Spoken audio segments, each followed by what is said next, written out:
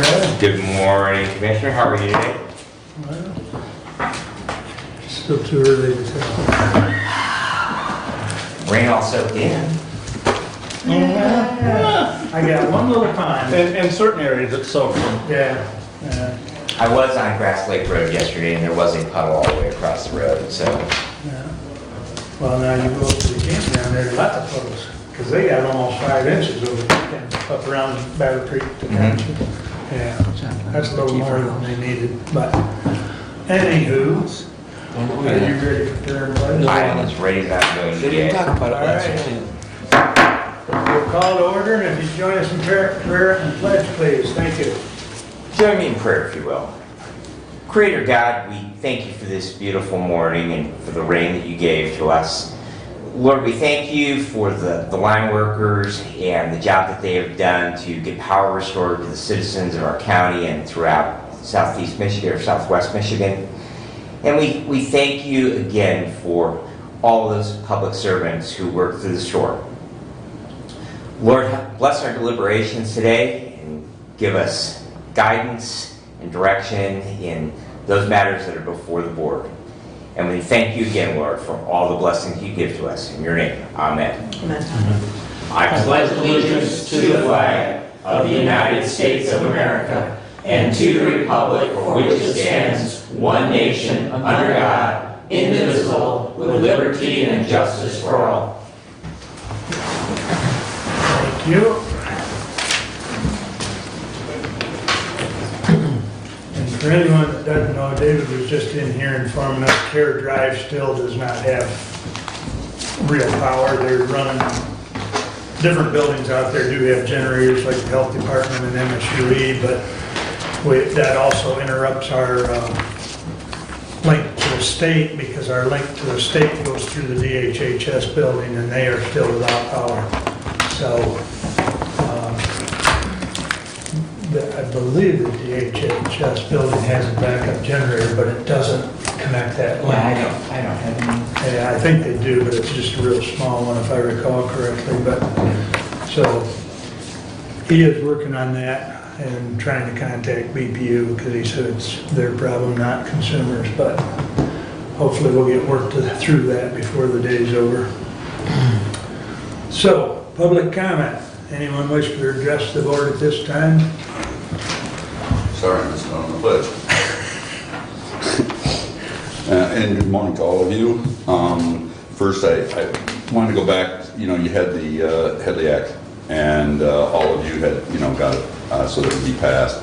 I'm asking if there's any tax or any millage to be passed, could you possibly put your explanation? Is there a chance you guys individually could put it on so that we could read it on the net that you have, the website? It would be somewhat so auditors can read and see what you have decided and how you decided or something anyway. That's just, the information I was trying to get along with. And then we went around about 1 o'clock in the morning after this little episode was continuously going on with the trees down. This field was really a mess, and there's other places as well.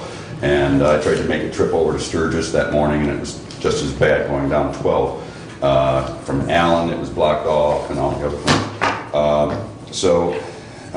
I didn't know, I haven't seen it. I'm going to ask on the road commission, to not focus on putting all of the people all in one particular area, especially under some conditions such as this, because there are other areas and the expectancy of something coming up, maybe, a suggestion be made where they can splinter off 2 or 3 trucks over one area and so much equipment in another. Because of something like this, it would be of a quicker response to some of the roadways that definitely I experienced, and a lot of people are going around trees. Other than that, I'm going to wish you all a great day and make it short and sweet and not condemn anybody to say anything wrong. So, have a great day. Thank you, Bob. Oh, I'm sorry. Go ahead. Sorry. Kathy, is there anything in the new millage that is Jonesville, has nothing to do with here, but could you maybe see what they could do for an explanation, not just what they put in the letter form, but how much and how should say, how many of those people have ever voted no to a tax or a millage, you know, for Jonesville? And I won't bring that up. I'll go over there and I'll ask over there. All right. All right, I'm gonna get out of here. Anyone else? Steph? Good morning. Morning, Steph. I just wanted to inform the board briefly. I'm looking into changing the major checking account to a different bank. TCF is going to merge with Huntington Bank. They are, since the beginning of the year, have been charging fees, which they waive through May, but they cannot June going forward when they switched in October. So the fees were substantial. I just can't see paying that. I don't know where we're gonna get the money to pay it from, because it isn't coming out of my budget. So, just saying. So we'll have some fees probably until we actually do a change. I'm looking at now at Southern Michigan. They gave me a proposal. I was on vacation. I just got it yesterday, so I have not had time to look at it yet, but just wanted to inform the board that's probably what I'm going to be doing. And I believe I have the, not power, but responsibility and your blessing from the resolution that you passed for me to do all the banking in this county, so. Yes. That's it. Thank you. Anyone else at this time? Hearing none. Entertain a motion to approve the consent agenda. Move to approve. Second. Any comments? I would like to put 66 down underneath your report, Mr. Chair, if we can. 21-066. 66. Yeah, we just got a couple of questions on that.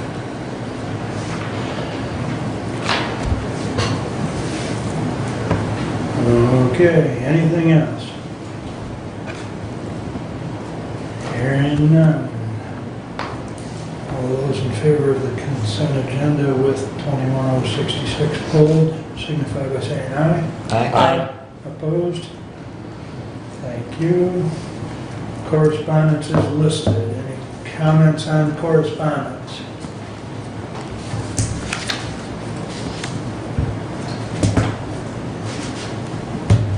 The first item on correspondence, of course, is that link to the rec plan, and I know Abe sent out the updated version yesterday.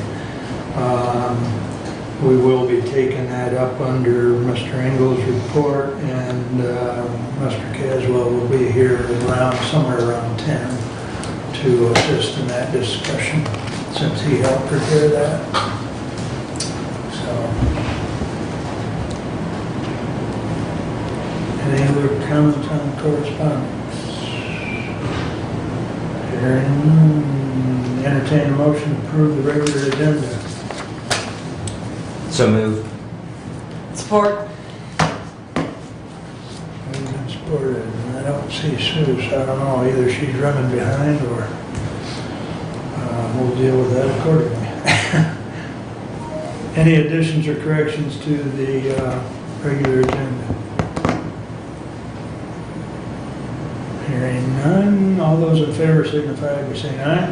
Aye. Opposed, same sign. Okay, well, since Sue's not here at the moment, we'll jump into committee reports. And Kathy, that would bring you right I'm up to the first. front. Okay. We'll just speed right along. Yeah, woo. Okay, I will say, I guess the first thing I'm gonna bring up, because it was first on my list, in the emails, the MAC Association of Counties have a summer regional summits, July 19th in Grand Rapids, July 22nd in Frankenmuth, July 26th in Escanaba, and 29th in Gaylord. July 29th in Gaylord, I'm not sure if that all came out right. It's $35. I think I would like to go to the July 29th one in Gaylord. That's only about 40 miles from where we have a cottage up in the Indian River area, so for me, that one works out the best. I don't know if that's something we have to approve through the Board of Commission, but that's what I would like to do. Partly because they are, again, going to talk about the ARP funding, so. We have money in the budget for Yes, conference. it's in our portals, in our budget, so. Okay, So is that something we want that we discuss at the commissioners meeting, or I can just email Marnie and have her, in future, just email Marnie and tell her I want to go? I mean, it's nice to know you're going or planning Okay. on going. I All guess right. that would be the communication piece. Okay, all right, well then I will continue to bring those up at the meeting when I want to do those things. Okay, perfect. As you know, usually we do a budget variance at the second meeting of the month. Derek's been busy trying to wind up audit information, items, and try to kind of get that done, so he didn't really have time to, he said he would get it done for me if I wanted. I says, no, go ahead, finish the audit, do what you need to do there. We'll do it at the first, we'll do May's budget variance at the first meeting in July. We'll do June's budget variances at the second meeting is what the plan is. Derek and Brent and I sat down, we talked about ARP funding again. We had Derek send out to the elected and department heads to request their input on what they thought would be qualifying expenditures in their department areas. He sent that out as, the budget requests were already out, but he sent that out in an addendum to that, and that they would get back with him when the budget information was supposed to come back, which is about the 23rd of July is I think what the date was. So, and again, as things come up in my email that discusses the ARP funding more, I try to attend those or listen to them via a YouTube recording or whatever. So that's kind of ongoing discussions there. And the salary survey, we're just waiting on 2 more counties before we kind of get into the nitty gritty of the calculations on that. So I will say Sue Smith may tell you this as well. At Jonesville, I went to the EDP meeting, no, the LDFA meeting, excuse me. Sue Smith was there for the EDP. She has this brochure on careers in Hillsdale County. I thought it was a nice brochure. It's the companies are in here. They got pictures. They, they're trying to say, hey, we got jobs. Come see us. I think it's a nice brochure they put out. I don't know if she'll bring more when she comes or not. But I think especially in the high schools, those would kind of be nice to have, in the career counseling center to show those seniors especially, but all high school students to kind of have an idea that if you don't think college is for you, there are other options and other good options. So other than that, I went to my county meetings this month. Jonesville had a discussion on a fire truck, but I think that's all been in the press. You guys probably all know about that. So other than that, things were pretty smooth, just trying to get the summer work done, their gravel roads scraped and that kind of stuff. And so other than that, I guess the other thing I would bring up is in the bills, if you noticed, the truck was purchased by the Drain Commission. We talked about that and he had approval. So in addition to that, there was a trailer purchase for about $17,000. So I started making inquiries as to that because I didn't remember hearing anything about that. And in finding out that was a drain commission purchase, their equipment fund is kind of what they use to purchase that. I got an email today from Matt Ward saying that it was a time-sensitive issue. He's trying to get a trailer. They called, they had one. So he went ahead and purchased it. He should have contacted somebody, probably me, because the Drain Commission is under me, to inform me that was going on, and I did not know about it. So again, all department heads and elected officials know we have a purchasing policy. If you can't abide by that purchasing policy because there are extenuating circumstances, please let your commissioner know so that it can then come to this meeting and that discussion can be had, and not that it's probably going to be an issue, but it's about communication. So, so I guess that was my comment on that. So other than that, I think I'm good. Excuse me, Commissioner. Yes. I guess I'm not, what is ARP? The American Rescue Plan Act. Some people call it ARPA now, ARPA, ARPA. and some call it ARP. But it's the American Rescue Plan Act. And I know I have been asked from the audience before about using acronyms, so thank you for the clarification. I appreciate it.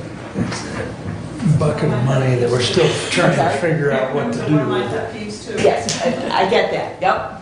Lifeway's packet has 2 pages of community mental health acronyms in every one of their packets. Yep. Yeah.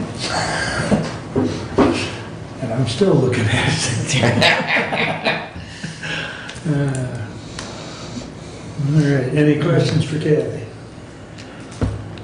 I have one. Which meeting in July did you want to bring at least your preliminary findings with the wage study? Probably the second. Yes, because like I said, we're still waiting on some detailed information from a couple of other counties that we have requested information, so we don't have that yet. You may not get it.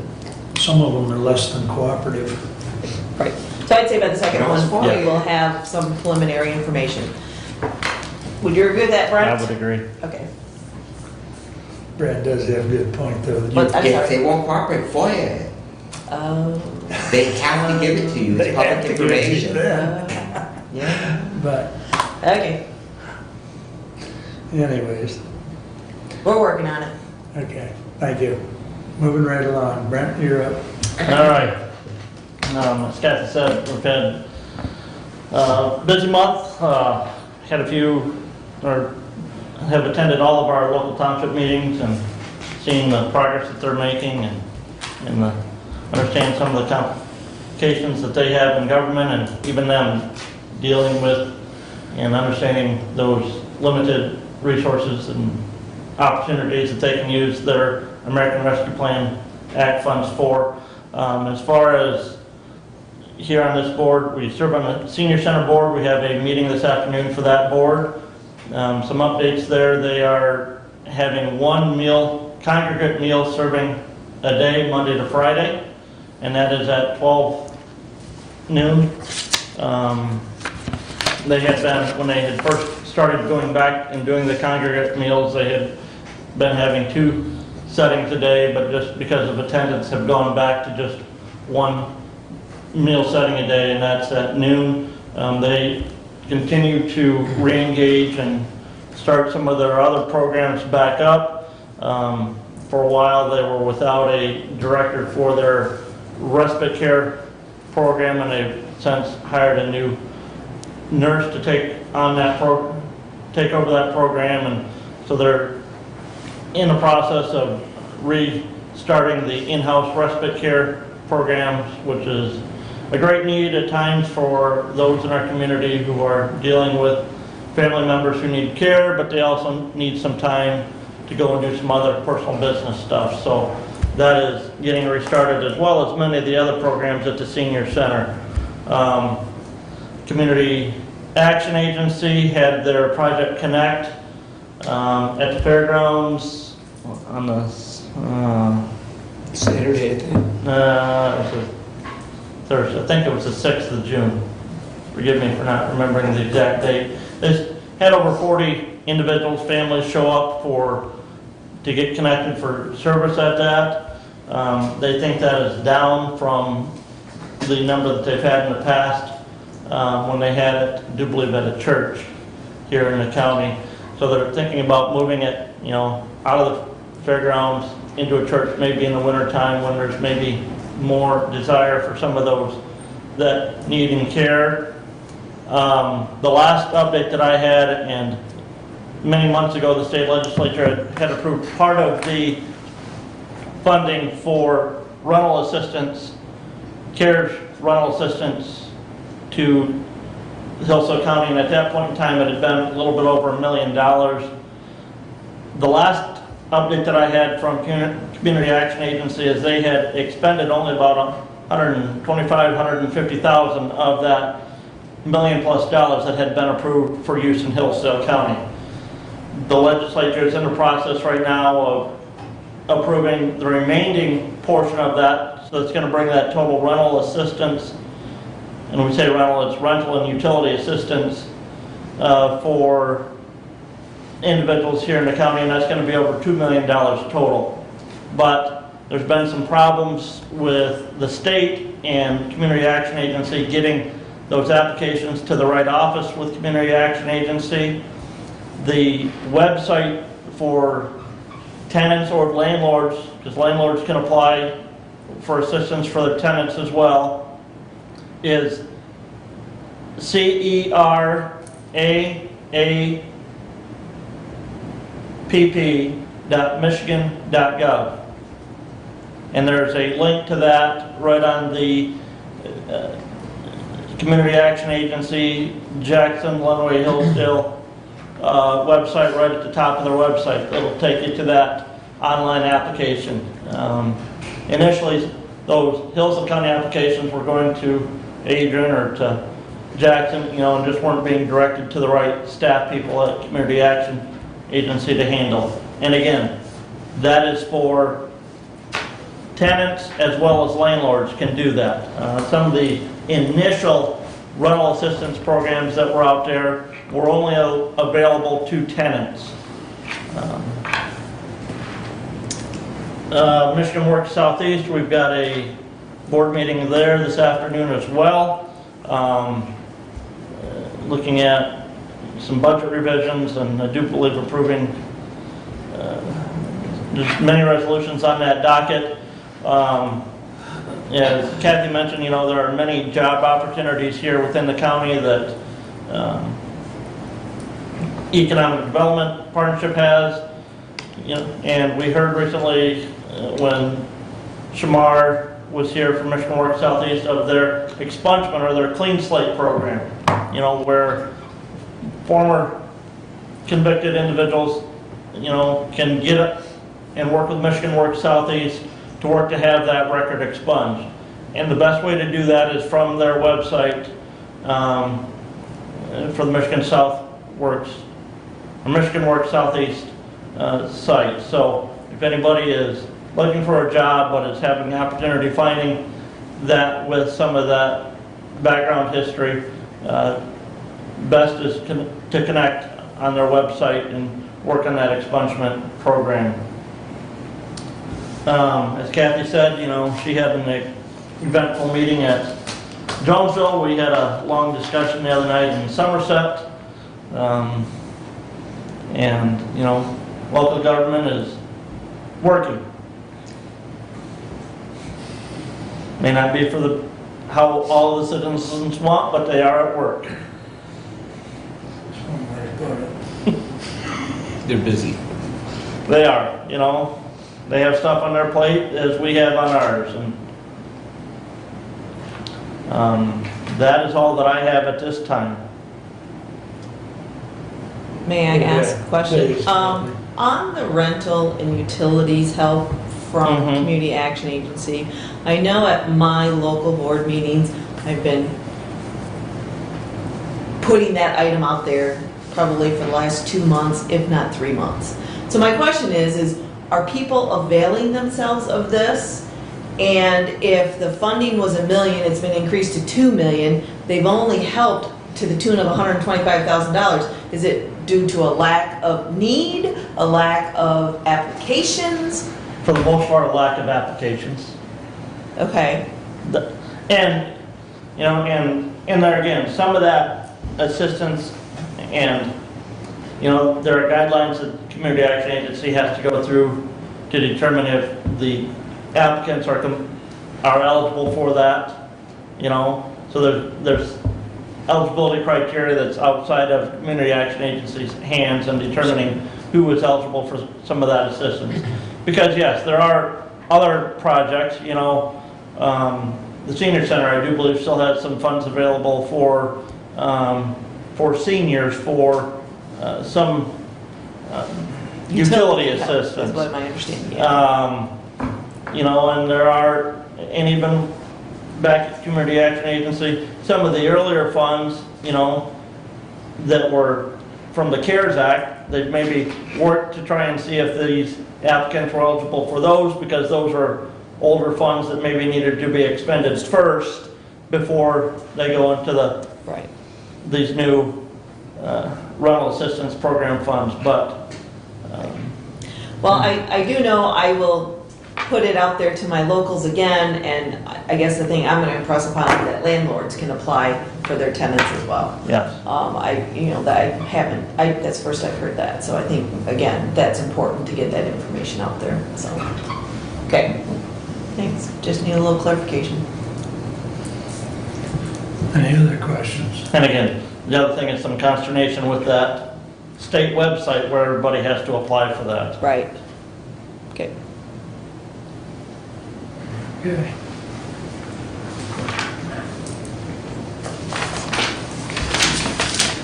Mr. Brad, Yes, sir. your turn.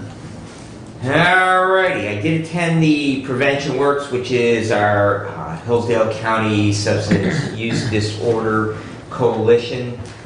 We met by Zoom on June the 10th. We are working on reinstituting an unwanted prescription drug drop-off program. Some people might know that as a yellow jug program. Nash's, when they were downtown, they had one of those. I know the city of Hillsdale, I know our sheriff's department, they had one as well. The idea is we're trying to get unwanted medication. Number one, prevent people from flushing down toilets, which then create a problem with municipal sewage systems. You actually end up with traces of those drugs in the groundwater. Plus, it also allows the vehicle for abuse, because if they're no longer needed, someone can potentially abuse those. So try to get those properly disposed of.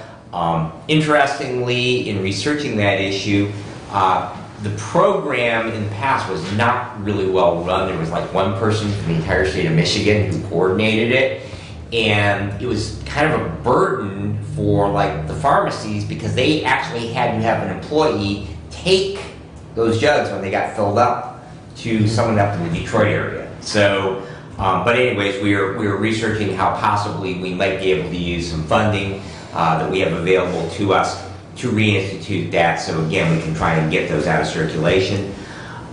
We also learned that Lifeways has agreed to fund a part-time coordinator position. They have posted that, however, they didn't get any applicants, so they're going to repost it again. So that would be, again, for our local program. I know Lord Brandis used to be the director on that, and again, it's a part-time position, but there is some funding available for it. I'm going to be attending a webinar on Leave Behind Naloxone, or Narcan, on July the 8th. It's put on, I believe, by Oakland County.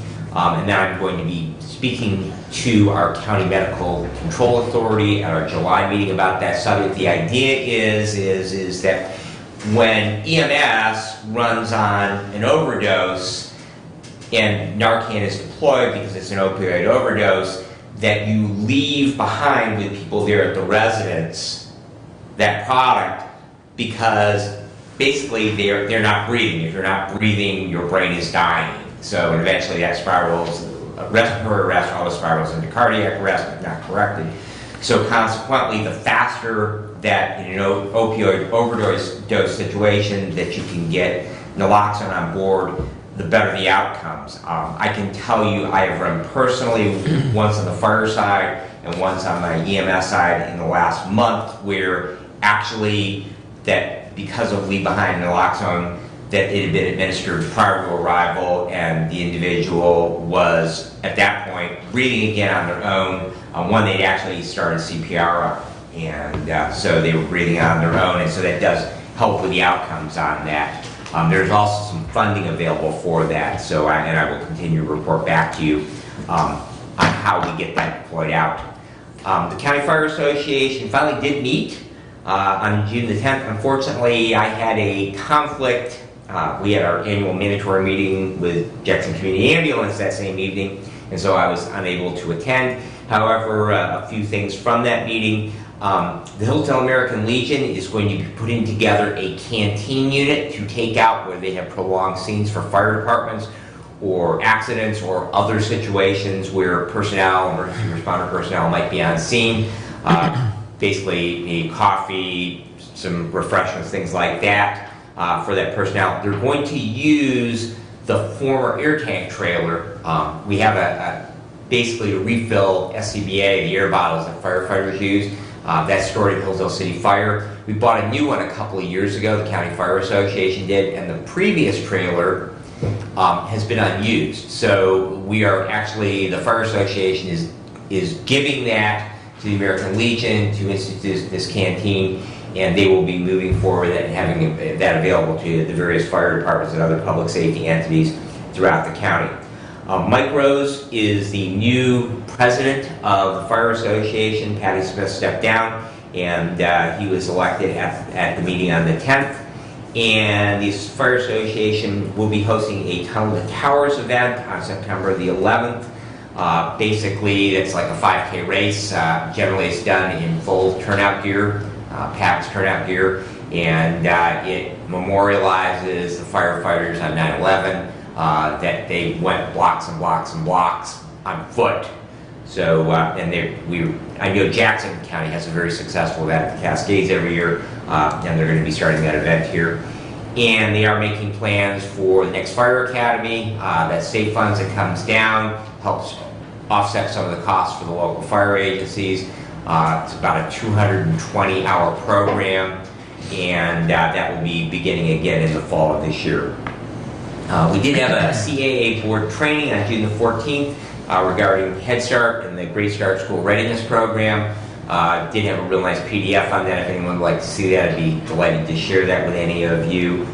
The 911 board meeting met on June the 16th.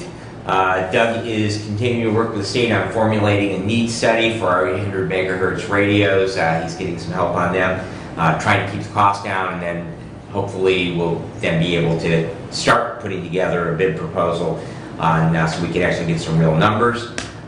There were 2 staff transfers. Again, that's like a 911 call to Hillsdale Hospital in the month of May. The new radio consoles have been paid for. The total for that was about $250,000. That's the dispatch consoles that our 911 dispatchers use. Doug reported on that they currently have a fund balance of $528,798 as of their last meeting. The medical examiner reported 13 deaths or responded to 13 deaths in May, and there have been a total of 20 responses in 2021. So interestingly, a significant number of those were in the month of May. And they currently have 3 open dispatcher positions, and they're continuing to seek candidates. So if you know of anyone who might be interested in working out at our dispatch center, Doug or Tracy would love to talk with them. I'm having a meeting today with the hospital and ambulance providers at 5 o'clock. That will be a virtual meeting. They actually last got together in January of 2020, so COVID, again, kind of put off all of that.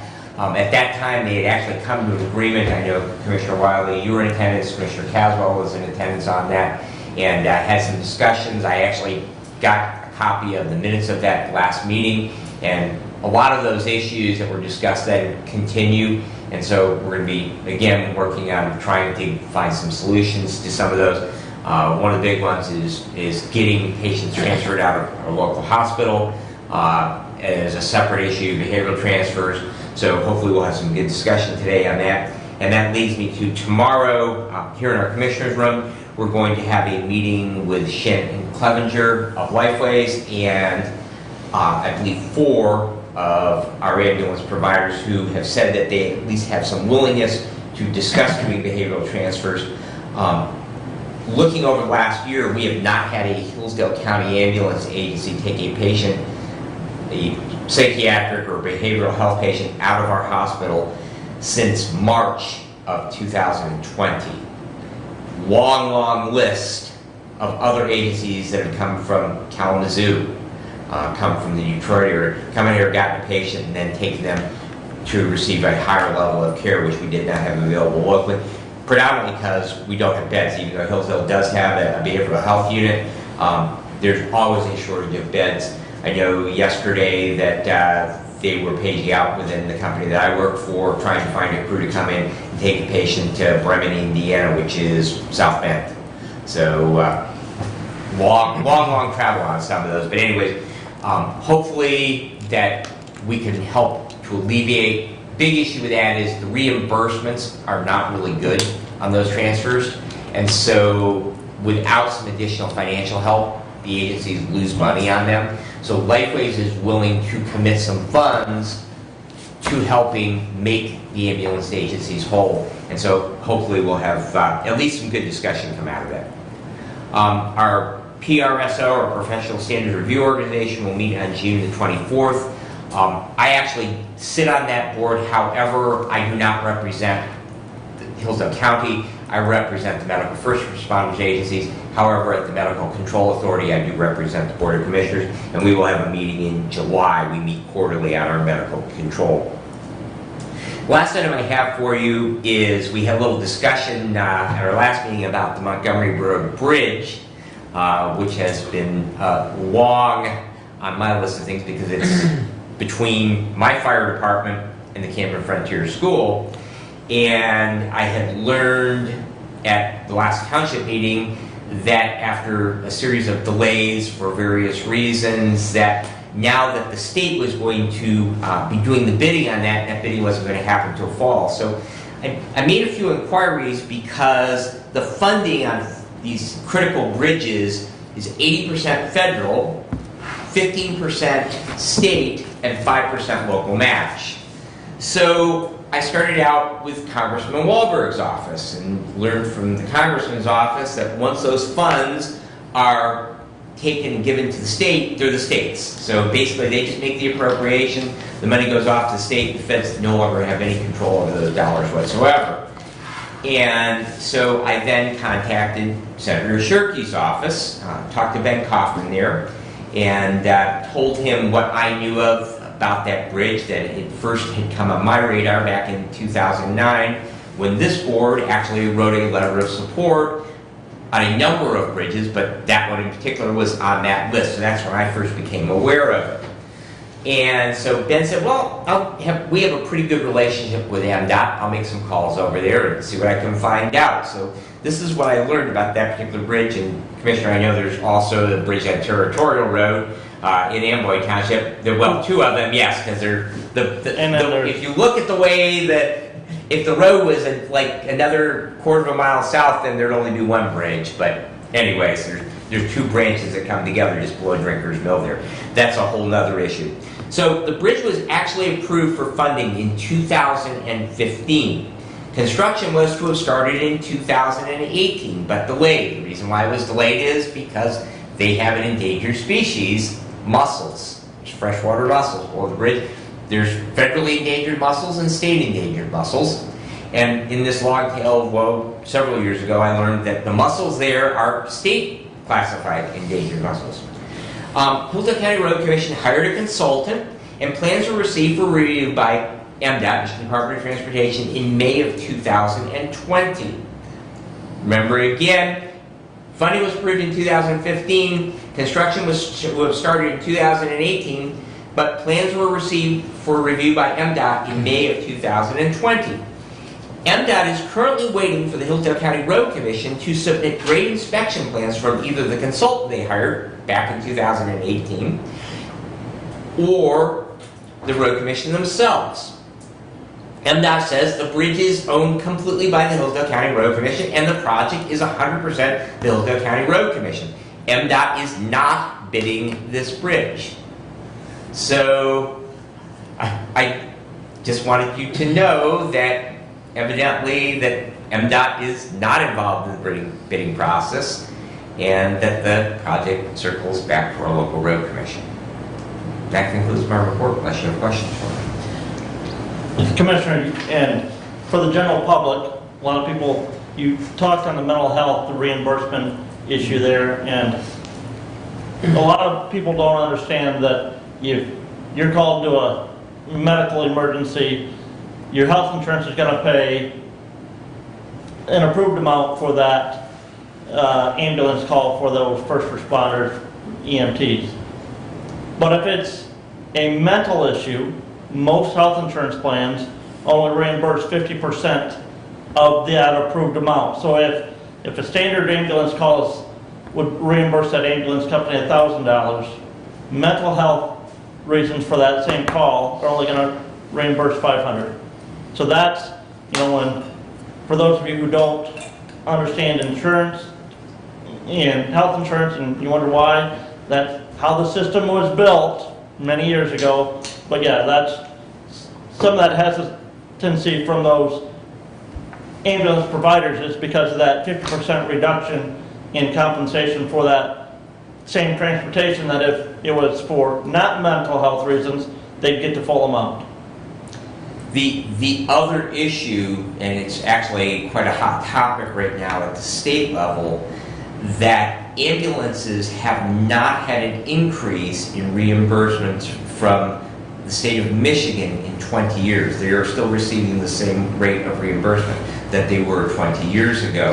And there is a significant effort right now by the Michigan Ambulance Association lobbying the legislature to at least adjust that amount for the inflationary increase. And of course, health insurance has had a significantly greater inflationary increase than COLA increases have, but to at least increase that reimbursement rate based on what the cost of living increases have been over the past 20 years. So they are, yes, they are very, very much behind in the amounts that they are reimbursed.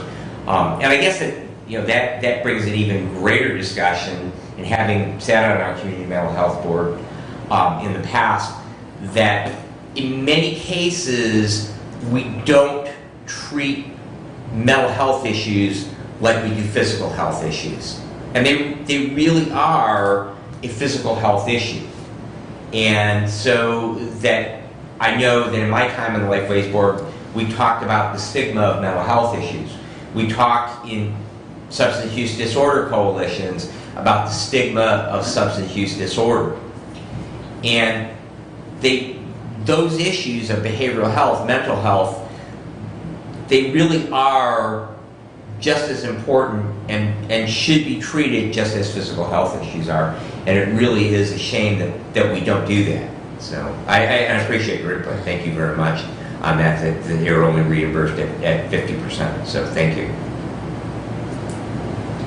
To add, so part of the new facility, which you said you've had a chance, which you're all welcome to tour the updated Lifeways facility, but part of that newer facility or updated facility is to treat the entire individual, both physical and mental. So that's been kind of a shift in past treatment, is to try and treat the entire person.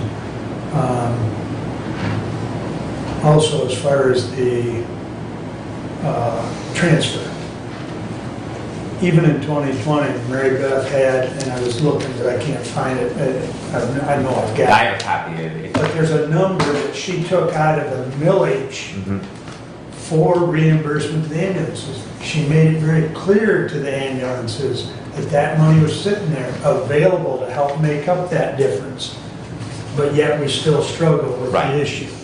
So it's not that the money's not there, there's a stigma of some kind with the ambulance. Well, of course, the other thing is, you know, we have a volunteer, for the most part, locally, we have a volunteer EMT.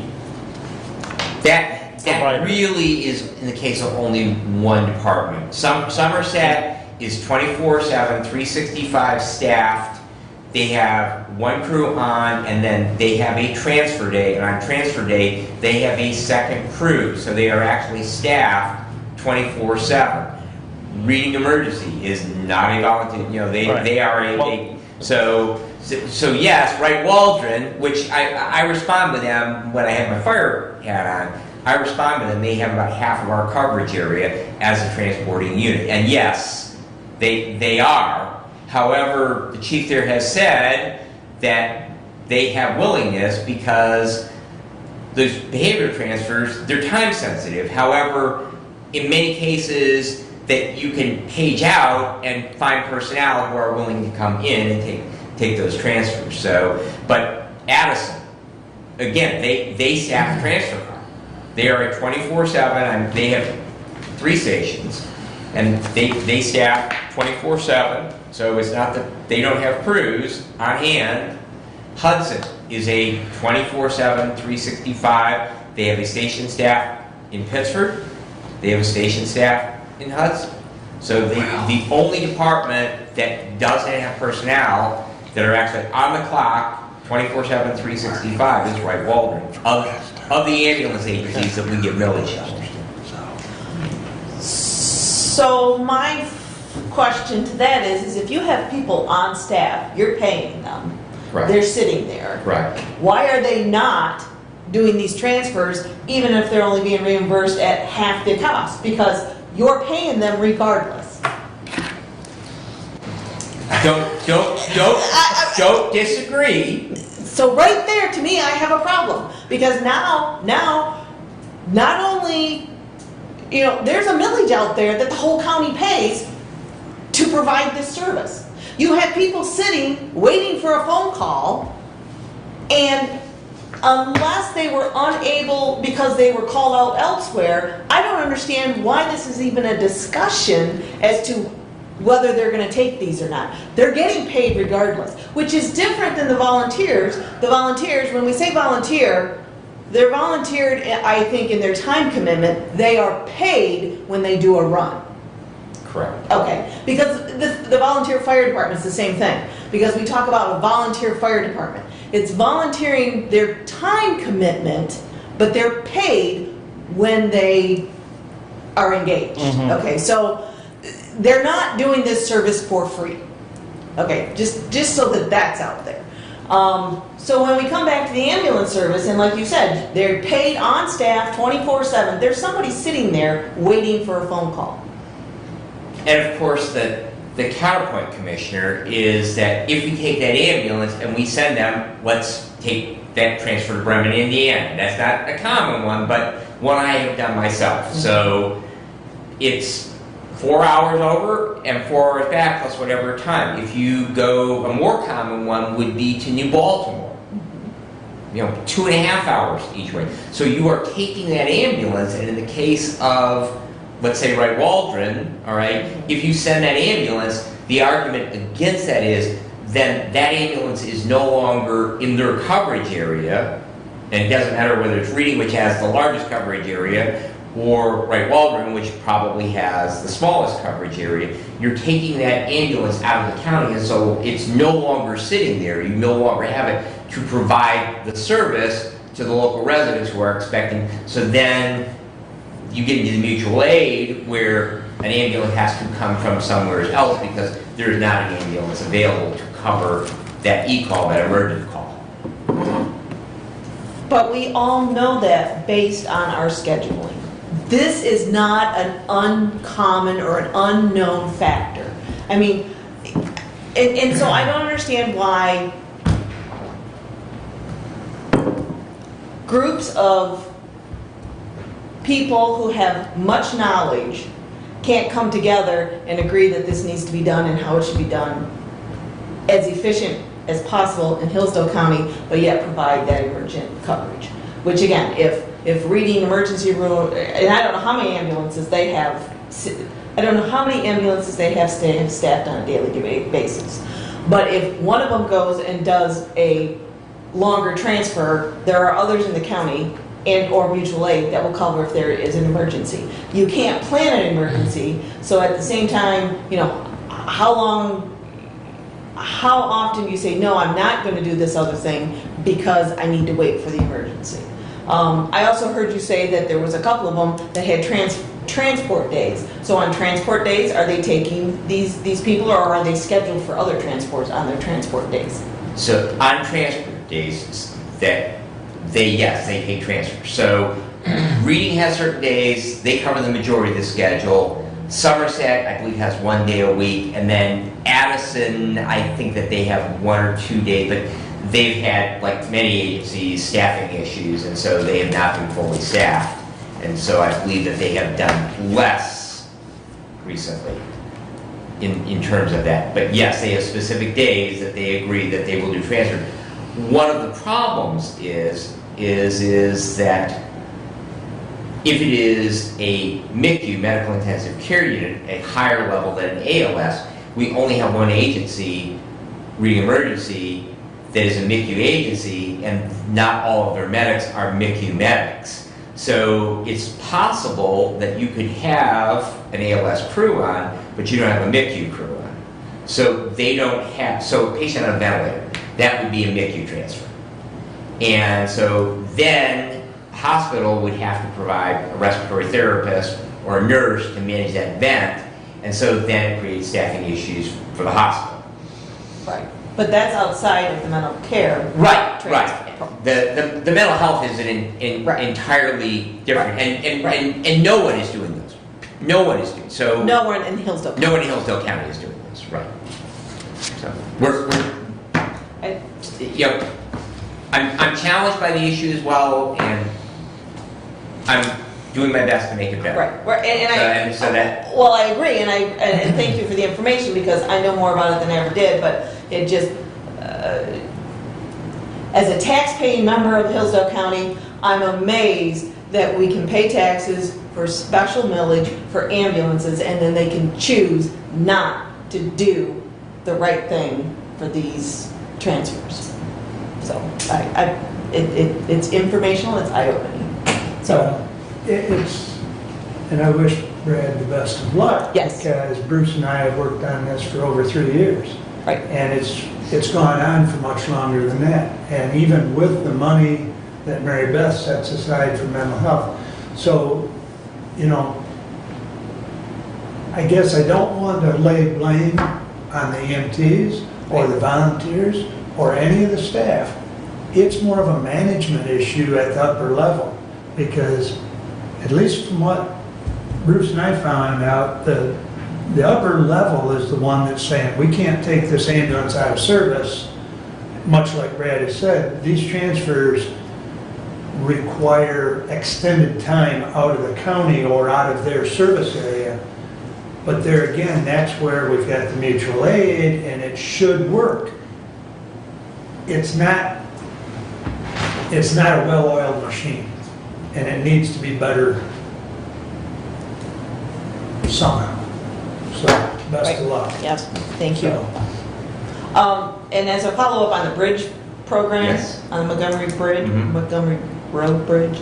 So, in conclusion, are you saying that the funding now is at the county level for that bridge, or still the funding's coming from the federal, the state, and the county is only a 5% match, but the county is in charge of getting the bridge done? the county's in charge of getting the bridge done. It is funded, the money is available to them, however, they need to move forward with the project. Okay, and the last time we heard is that was going to be bid out by MDOT, and so that Correct. is not Correct, that is correct. So at some point, there's going to be a follow-up from the road commission as to what the status is on the bridge. I'm assuming. So last meeting, I did follow up in the afternoon of our meeting and spoke with the manager at the road commission and was told that MDOT is bidding the project and will bid the project. And so the information you bring me today is completely 180. And so I have another follow-up, which I will. So which hand is correct? We don't know. Okay. I don't know at this moment, you know, and I did not talk to Shirky's office, but I can assure you that I went to the road commission after our meeting last Tuesday, specifically asked about Montgomery Road Bridge, and was told specifically that it will be bid by the state of Michigan. So. I would be happy to share with you my contact in Senator Sherman's office. Perfect. Right. Thank you. You're welcome. Thank you.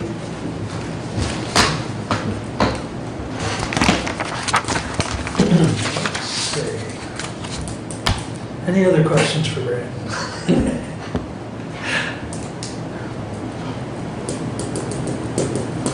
Let's see. I do have a question. I'm kind Please. of, because it's public safety. We talked about the COVID policy, and today supposedly all Yep. mandates have been lifted. Yeah. So at our next meeting, we're updating our COVID policy again. What's the thought process?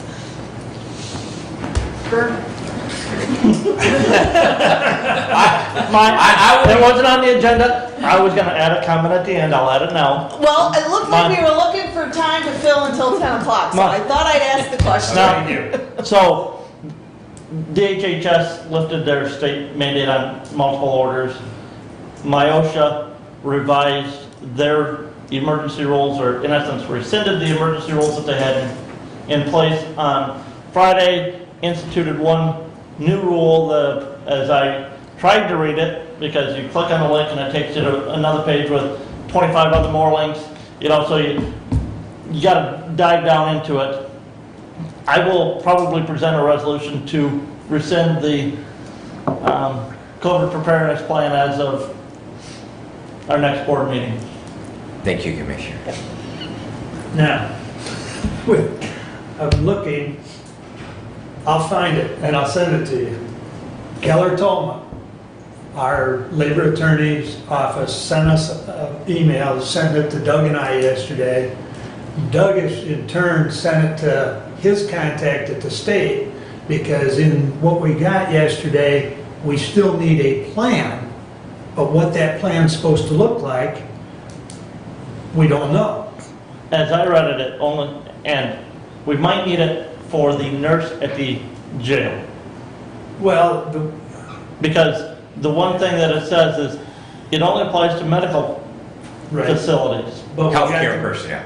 Right, but we've got the medical care facility, we've got the nurse at the jail, we've got those two entities that fall under the county umbrella.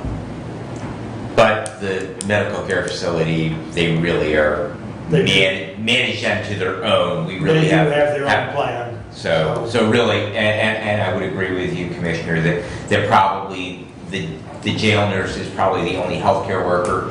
And just in reading what you had sent out, and I only saw it this morning, but that it only applies to those patients who are suspected COVID or COVID positive patients, and those guidelines only apply to healthcare workers that are interacting with those specific patients. Right, so So, when Doug gets some more clarity, I'll make sure I forward it to everyone, but it sounds like we need kind of a bare bones policy, at least until the pandemic is over.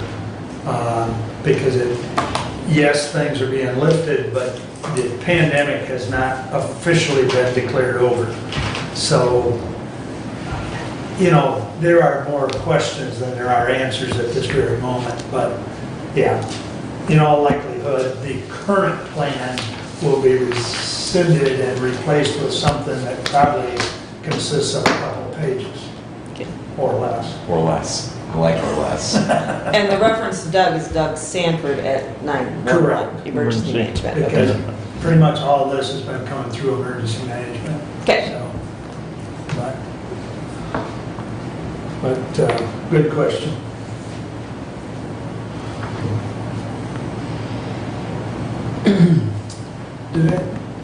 Was it the Keller Toma one I sent out to you? No, it You sent. you sent it last night at like you 6 sent- o'clock to you- all you- of us. The only thing you sent was the blast that Doug sent to you that, From Myosha? From Myosha. Okay. But, Mr. Chair, I move we go into the public hearing for the Hillsdale County Planning Commission ordinance at 10 a.m.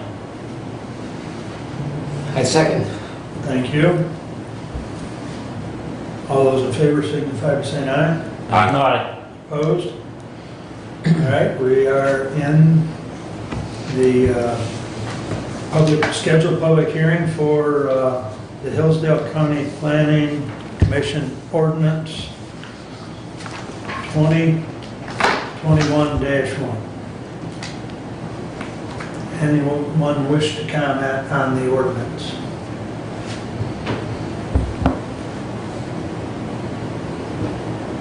Hard to comment on something you've never seen. It was posted.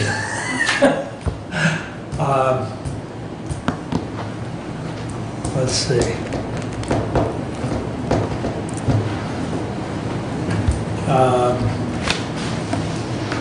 Basically, in a nutshell, Glenn, the ordinance states that the county will have a planning commission. I mean, that's kind of in a nutshell. There's a bunch of others. And that it sunsets in 5 years. Right. So. Very good.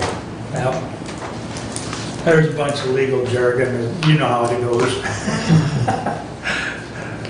Just an attempt to kill a tree or two. I'd be happy to get you a copy of it if you'd like. I'd like one, just. Okay. Could you do that, please? Don't do anything while I'm gone. Don't do anything while you're gone. All right. We can play video games while you're gone, how's that?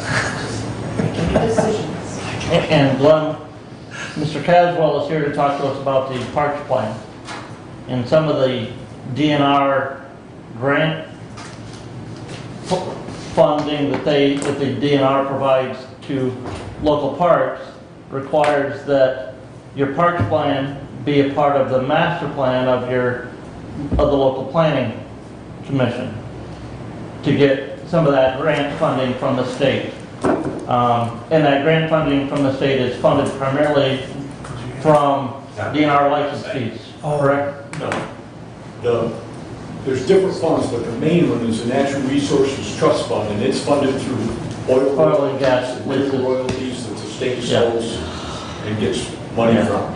And so Glenn, in order to have a county planning commission, to have that parks plan that we're gonna talk about here in a minute, be a part of that master plan, then you gotta have the ordinance establishing and continuing that county planning commission. And Glenn, I do believe we have a open position on that planning commission right now for a citizen at large. Yes. But I think though, as a supervisor, he is excluded from that citizen at large position. I think that there's an exclusionary language that says that you cannot be an elected or appointed official for that particular position. Well, then we could change the one current appointment and put him into the township position. Thank you.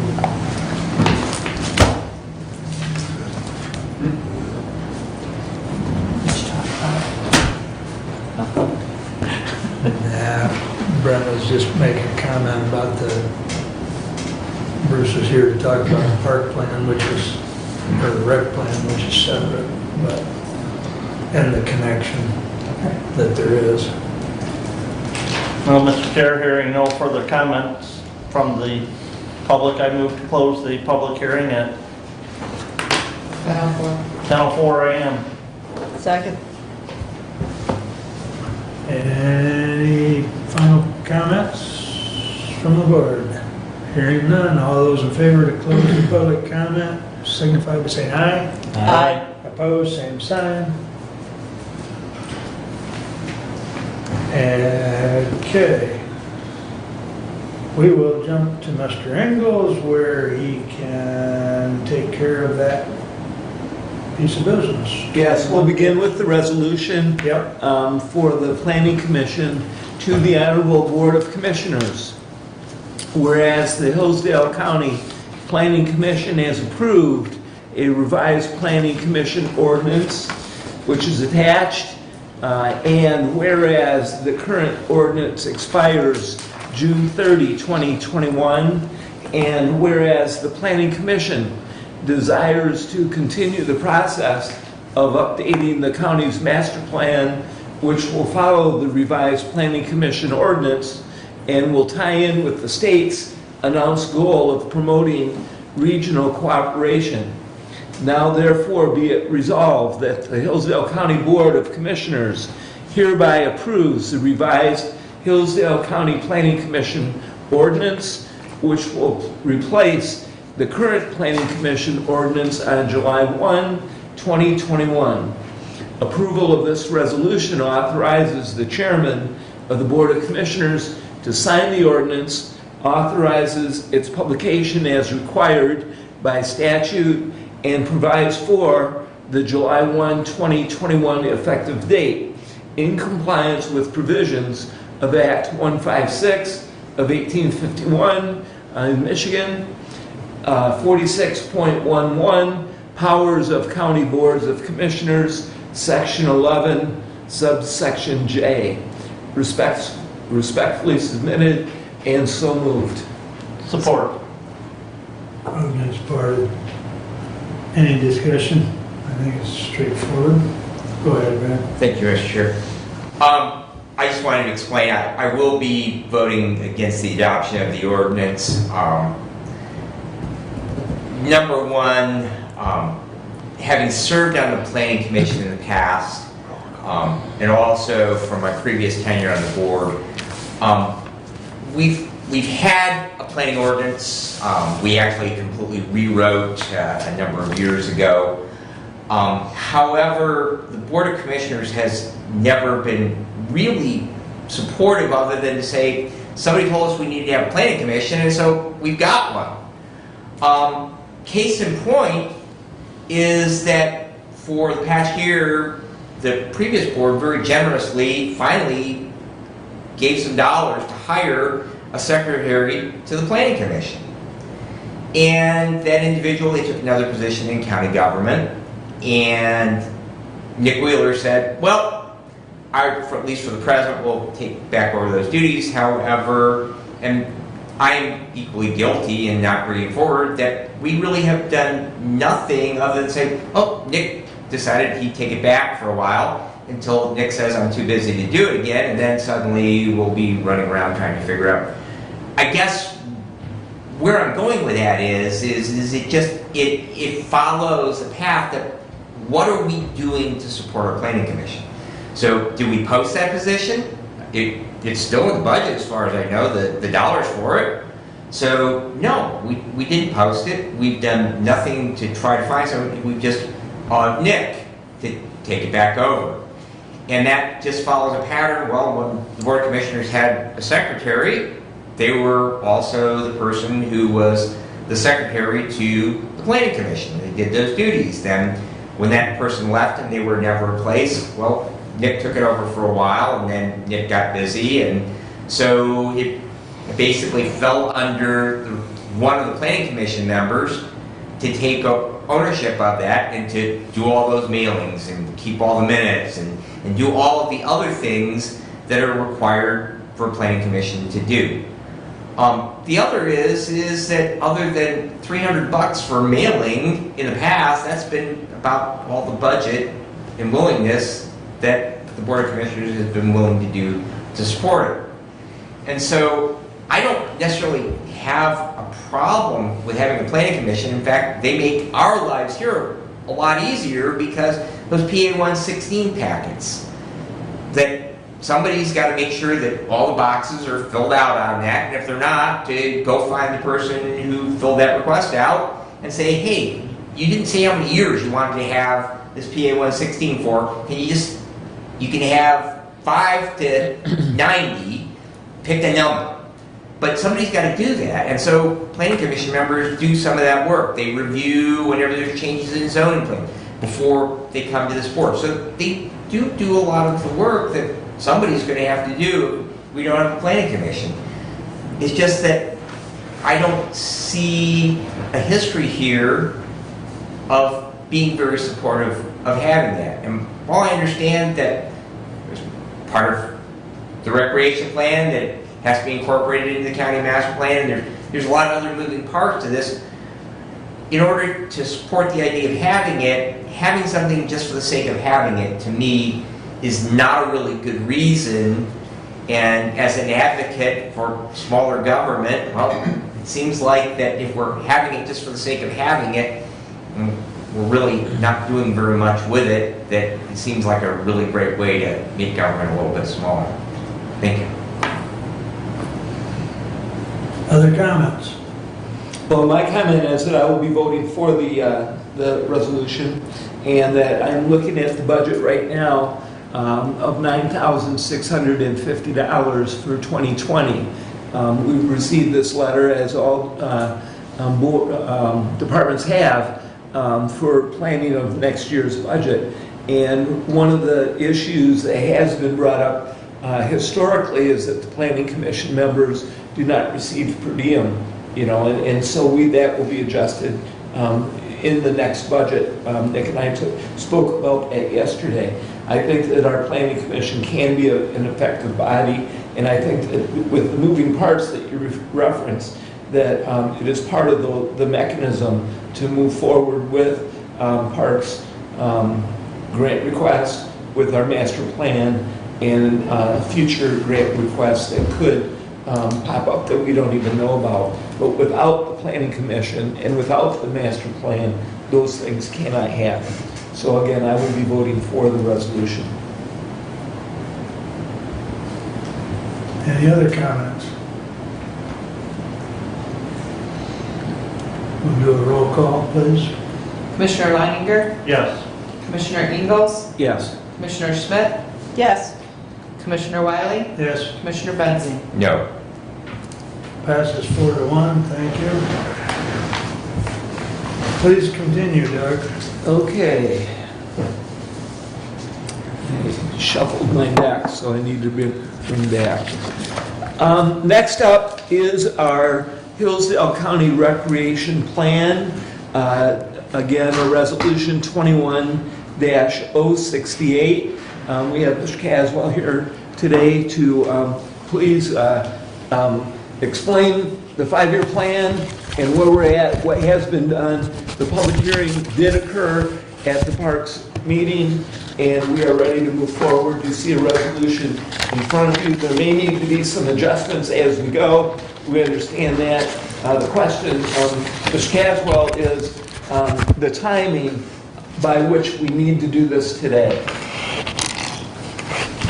If you could address that when you're talking today. Okay. Okay. No, you don't have to do anything today. You don't have to do anything ever. You don't, I mean, it's entirely up to you. If you want to get this handed into the state and have them approve it, which there's no guarantees when we give it to them, that they might send something back and say, you need to add this, you need to add that. The longer you wait, then the less likely it is that you'll be able to get grants in, should you choose to do grants, in another year. The grants have to be in by April 1st of next spring in order to be approved. Now, I'll go through with you first of all what happened at the Parks Commission meeting and the changes that were made. I gave to Marnie and also to Derek, I copied off the pages that were changed. Did you get copies of those pages, all of you? Okay. So going through those, on page 2, at the bottom under special mention, it was felt that Bill Watkins' name should be on this, and so Bill Watkins was added at the bottom of page 2 underneath Anita Myers as a part-time parks manager under special mention. I also want to say with those particular people, Dave Holcomb did an absolutely outstanding job at working with me to get this all set up. There was a survey monkey that was done. David handled all that. He contracts with Survey Monkey every year, and so it was done through the county. Didn't cost any money beyond what you'd normally pay. Marilyn Kilpatrick was a godsend out at the Road Commission. She dug everything out. I got to look through it all to find stuff, but she dug everything out and knew where everything was at. She did great. And Anita Myers over here in equalization, all of the maps that you see in the report and fancy little lines and everything, she did all that. And it was all done free gratis, and they were wonderful to work with. So I just want you to know that you've got some really good employees. The next page was page 10. And on page 10, there was picked up a wild hair comma at the end of the page. And that was eliminated. Okay, we got rid of that. My left finger probably got a little wild. On page 11, at the time that I put this together, there was not quote-unquote a parks manager. By the time I came back to the Parks Commission, Bill had apparently been elected or selected or whatever as a part-time parks manager. So there was an additional box put in there underneath the Road Commission manager, and it's part-time park manager. And that's to reflect the position they set up. Then underneath that, in the last box, on your original copy you had, was part-time laborers was 2, Bill being 1, and I think, is it Mr. Gonzalez? Is the other one? Benny Martinez. Okay. Martinez. So anyway, we changed that back to 1 and took the S off laborer, so that it became just 1 laborer. Okay, that was on page 11. Page 12, there was a wild slash mark at the beginning of the page, right underneath where it says Hillsdale County Parks. That got eliminated, pulled out. Then on page 22, there were a couple different changes. And the information to the right, Lewis Emery Park, there are 5 trails, not 2. Okay, that got changed. And then in the body of the Lewis Emery Park, it talks about halfway down, it has a community building of 2,100 square feet built in 1995. In the park are 4 covered pavilions, not 2. Okay? And then as we read on down, we get to the last sentence, it says a cross-country event is held every year for the 9 local schools and draws large crowds. Bill pointed out that the schools haven't had that for several years, and so we changed it to past tense. A cross-country event was held every year for 9 local schools and drew large crowds. And the only reason we mention it is because they could start doing it again. And we wanted the state to know that it was being used for things other than just, people to go out in parks and so on, that other entities were using it. On page 28, under Kathy Cali Park, there was no X for restroom building.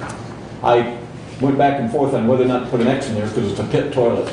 But the Parks Commission wanted an X there. So there is a restroom building. We won't spend a lot of time in there, I'm told, but it's there. Okay. Page 31, the last paragraph, the first line, Roy Rod went and added in bass. We also catch bass. So after muskie, it says bluegills, crappie, muskie, we added bass. Okay, so that's in there as well. And then on page 33, in the first paragraph, it's stated that there are 48 of these parks altogether, and many have picnic areas, playgrounds, and restroom facilities. These are not county parks, these are township, villages, and so on parks. Bill wanted to add it in, and the commission agreed that we should put special mention in for McCordy Park because it is apparently, I haven't been over there, but apparently it's a really nice park. They spent a lot of money and done a lot of work with it. And so we added a sentence simply to say McCordy Park is a prominent example of such parks. Okay? Those were the changes. All those changes came from Bill Watkins except for the bass. That came from Roy Rod. He was there, he's a former county commissioner. So those are the changes that were made. They then went ahead and approved the report as presented, as amended, if you will. And I'm here today because the next step in this process is for you folks to approve whatever is here. And once that's done, then I can finish up. I'll have to add your minutes. I'll have to have minutes from the meeting, and I'll have to have a resolution stating how each commissioner voted to put in the back of this to send up to the DNR, excuse me, when we're finished here. Okay? Those are the last things I have to add. I also am required and have sent a letter to the zoning, the planning commission, which I took over to Nick? Nick, thank you. How quickly we forget. Over to Nick to give to NAMU. And I also have to send a copy of this to the Region 2 Planning Commission because apparently from the state's viewpoint, they're kind of the overarching thing that looks at a lot of different counties in their plans. And so I have to send a copy of this report with a letter to them. The letter that the headline letter will be in the back of this report as well. Okay? There's a few other things in here that will have to be adjusted and changed to make sure that the dates are corresponding right, and that the as I kept adding things and taking things away, I'll go back through and make sure that the table of contents pages reflect where that actually is and so on. There's been a lot of changes made, but for the most part, you have the report before you. And this kind of culminates my job, I guess you will, when I shot my mouth off and said $12,000 is too much to pay for this report, I'll do it for free. And as I remember, that was a very humorous time. Namu said to me, does that mean you'll do it for nothing? And as I remember, I said, I believe that's what free means, yes. So that ended that whole thing. So that's what we have. I'd certainly be glad to answer any questions you have. One thing I want to mention to you is, if you adopt this recreation plan, if you adopt it, it doesn't commit you to anything. What it is it's a plan that should you choose to move forward and do things, this is the plan that by adopting it that you're going to follow, okay? And really the plan that you're following, if you will, is the action plan in the back, which is a summary or I don't want to say a summary, but it's a synopsis of all of the information we got back from the public and all the information we heard from the parks commissioners and so on. We had about 200 responses in the public, which is, I'm told, is pretty good to get that many responses. And you've probably read through those responses and you can see what people said that they wanted to see and so on and so forth. But really the essence of the report is the action plan, which is more or less a guide for you, okay? Now, the last plan died, exterminated itself, went away in about 2000. That was after the park, Lewis Emery Park building was built. In that plan, there were several mentions about making things handicapped accessible, okay? There's nothing that's handicapped accessible out of Lewis Emery Park except the building, okay? And I told the Parks Commission, and I will tell you folks, that I think it's important that should you move ahead with this plan, that you make sure that you do some things to make stuff more handicapped accessible. And one of the things, the first priority that you see there is putting metal docks in out at Lewis Emery Park, getting rid of the wood docks, and building approaches that are handicapped accessible from the roads down to the docks, so that people in wheelchairs and walkers and physically impaired folks can get down and actually fish. And a good example is what just happened there this past weekend. The Kiwanis Club and the Conservation Club had their youth fishing day. Okay, well, there are youth in the country, in the county, who are handicapped. They can't walk. They're in wheelchairs. Okay, wouldn't it be nice to be able for them to come down and become involved in that particular event and get the thrill of fishing and so on and so forth? So as you move forward, I'm just suggesting to you, you can do as you see fit. This is not a mandate, okay? But I think you really need to be conscious about doing some things that make stuff more handicapped accessible, okay? None of the trails are handicapped accessible. You can get to them, but if you're in a wheelchair, it's pretty tough to get to them. And when you get up on them, it's sticks and dirt and so on and so forth, and it's pretty rough going down there.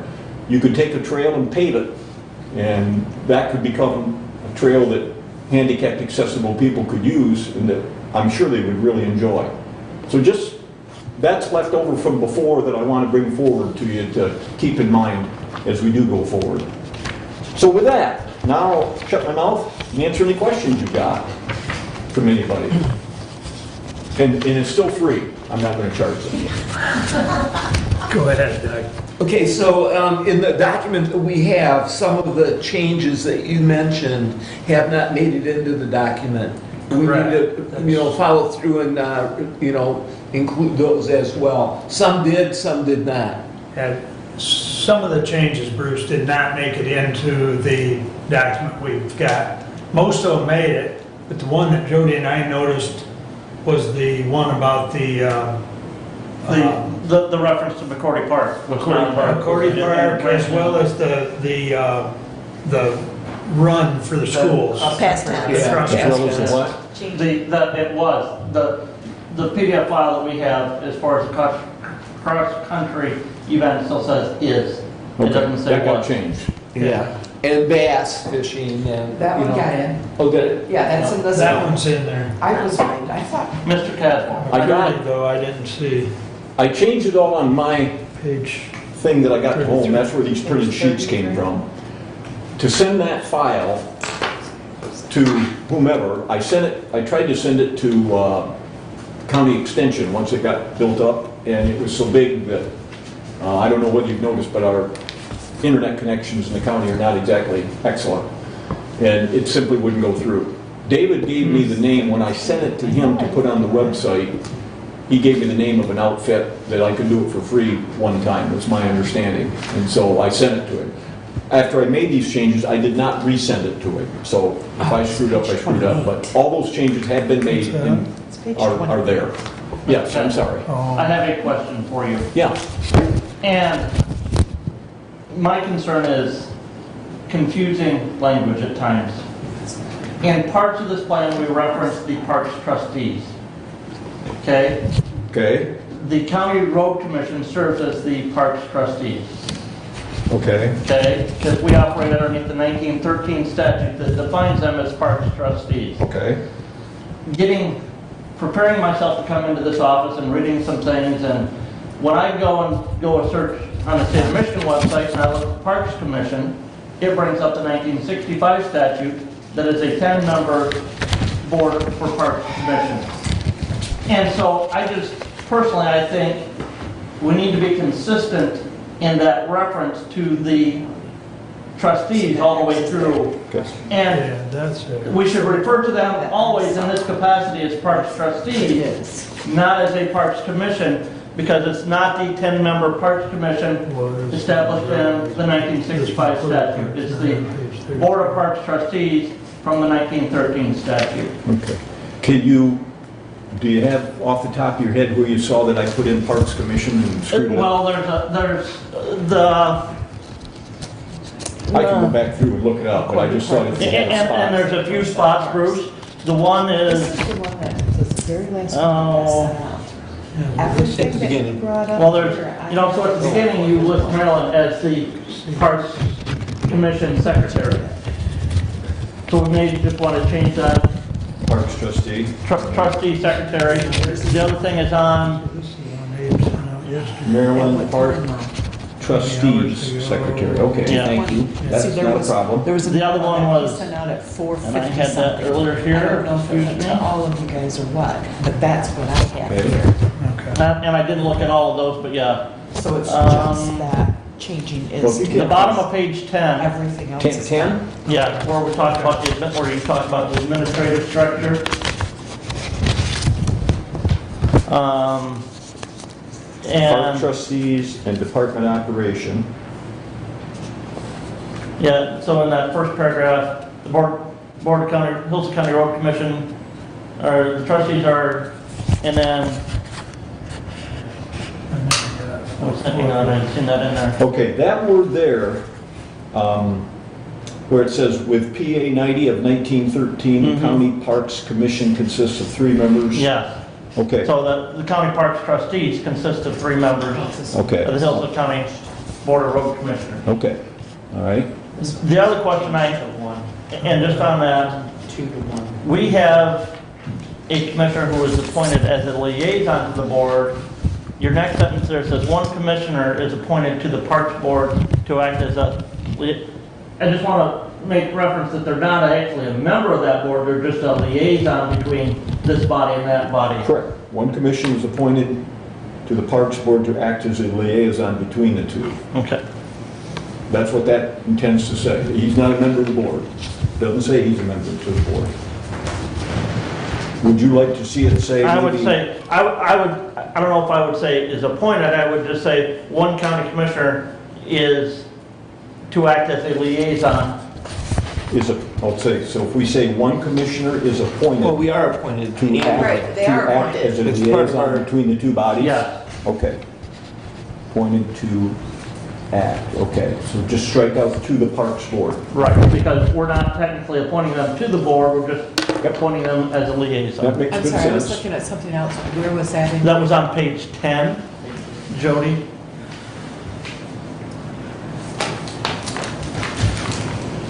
That's on page 10, Jody, and it's near the end of the first paragraph. One commissioner is appointed, strike to the Parks Board. So it would read, one commissioner is appointed to act as a liaison between the two bodies. And then in the sentence before that, we're gonna change, You follow? One commissioner is appointed to the Parks Board to access, okay, so that's going to be. Take out to the Parks Board. And it's important that you get this because when you give me your minutes, it will have to reflect Appointed. each of the things that the commissioner's talking To the about parks that he board, wants changed. so they're appointed Appointed to act as a liaison. Okay. Did you get the second page, Jody? Page 2? And Wait a I'm minute, just gonna, there's something more on page 10, I thought first. and just after PA 90 of 1913, in the sentence before that, the county parks trustees. This is opposed, it says the county parks commission, we're changing that to trustees. I see, Parks, Bristol County Parks trustees, except for the courthouse part, the county park trustees. Consists of the 3 members of the Hillsdale County On that same page, on that same page. It's after, everything I After heard? name. it's in accordance with The PA county parks, 90, 113, right the here. county Oh, parks trustees, okay, commission. thank you. And Commission, make straight and commission. make trustee plural. The county parks Trustees. trustees consists of 3 members. Okay. Okay, Okay. Bruce, forgive me, I don't know. And then, exactly where- Jody, I'll go back through with, based on what the commissioner said, and I'll go through, and if there's anything else where it should be trustee and not commission, I will change it, and I will let you know so you can reflect it in the minutes. Is that Yes, okay? that's- okay. Yes. And Okay. then what was Jody, it? Jody, before you move, Page 2? county parks commission, which can be trustees, then consists, goes to consist. If you go county parks trustees consist of 3 members. You want the S off the end of it? Yes. It grammatically, that's the way. Okay. I'm a mathematician, not a grammatician. Well, I'm not a very good permission, let me tell you. Still on page 10. Okay. We'll take that S off. Where we change it to, Yeah. Did somebody say there was something on page 2? where, yes, on page 2 where it lists Maryland as the, it says, Parks Commissioner Secretary? right, we're gonna change that to parks trustees. Secretary. Oh, so instead of commissioners, it's trustees. Because the act says, Consistent, yeah. I What get it. page are you on, I'm sorry? that was on page 2. Page 2. Because we define them on page 2 as the trustees, and then we go back and forth. Yeah, that's a good point. Good point. Needs to be consistent. All through it says commission. I'm getting there. Yeah, so we'll need to change the resolution. We've discussed that, not in the rest. Okay. So I think that's Anything everything. else? No. Okay. Oh, yes, one more thing. We have had some brief conversations at this body of, should we stay with the 1913 statute or should we switch to the 65 statute, which is a 10-member Parks Commission? If we did that, would you be willing to update the plan to reflect that? Well, if the state requires it to be done, yes, but I believe, I could be wrong here. This is the first time I've ever done this, okay? But I believe once the plan's submitted and accepted, then that's the plan for the next 5 years. Okay. When the plan is redone in 5 years, at that point in time, It would then need to be- anything that's happened along the way gets changed. Okay. Okay. And not that we're going to do that, but we have had just some brief conversation about that. I believe that's the way it would be handled. Okay. Okay. Now, I think I was asked at the Parks Commission, I think it's, from my standpoint, looking at this, sitting back and being involved with all this and everything, I think it's really important that you keep this plan updated. So 5 years from now, see, this plan goes through 2025, so you should start at the beginning of 2025, getting somebody to rewrite the plan again and keeping it up to date. Even if you don't do anything in this plan between now and then, if you don't do anything, it doesn't matter, but it's so much easier to keep the plan up and know what is out there in terms of the parks and keep the facts of the parks up. This one's got a toilet, this one doesn't, and so on and so forth. What happened was this died in 2020, no, 2000, excuse me, and it was lost. Nobody knew what was anywhere. And if you keep it up every year, or every 5 years, then it's much easier, it'll be a much easier job to update it. There won't be nearly the amount of work involved. Now, I told them, I said, you know, in 5 years, 2025, I might be sitting in a nursing home drooling and only be able to use one leg, okay? But if I'm halfway decent and you wanted me to do it again, I would do it again for you, because I know what's going on now, and I would be happy to jump back in, and again, I would do it for free. I would say, before you get to that point, take some time and go visit McCordy Park over in Somerset Township. It is a very beautiful park. Okay. drooling. Yeah. So, Only I need just to use want you to one know leg.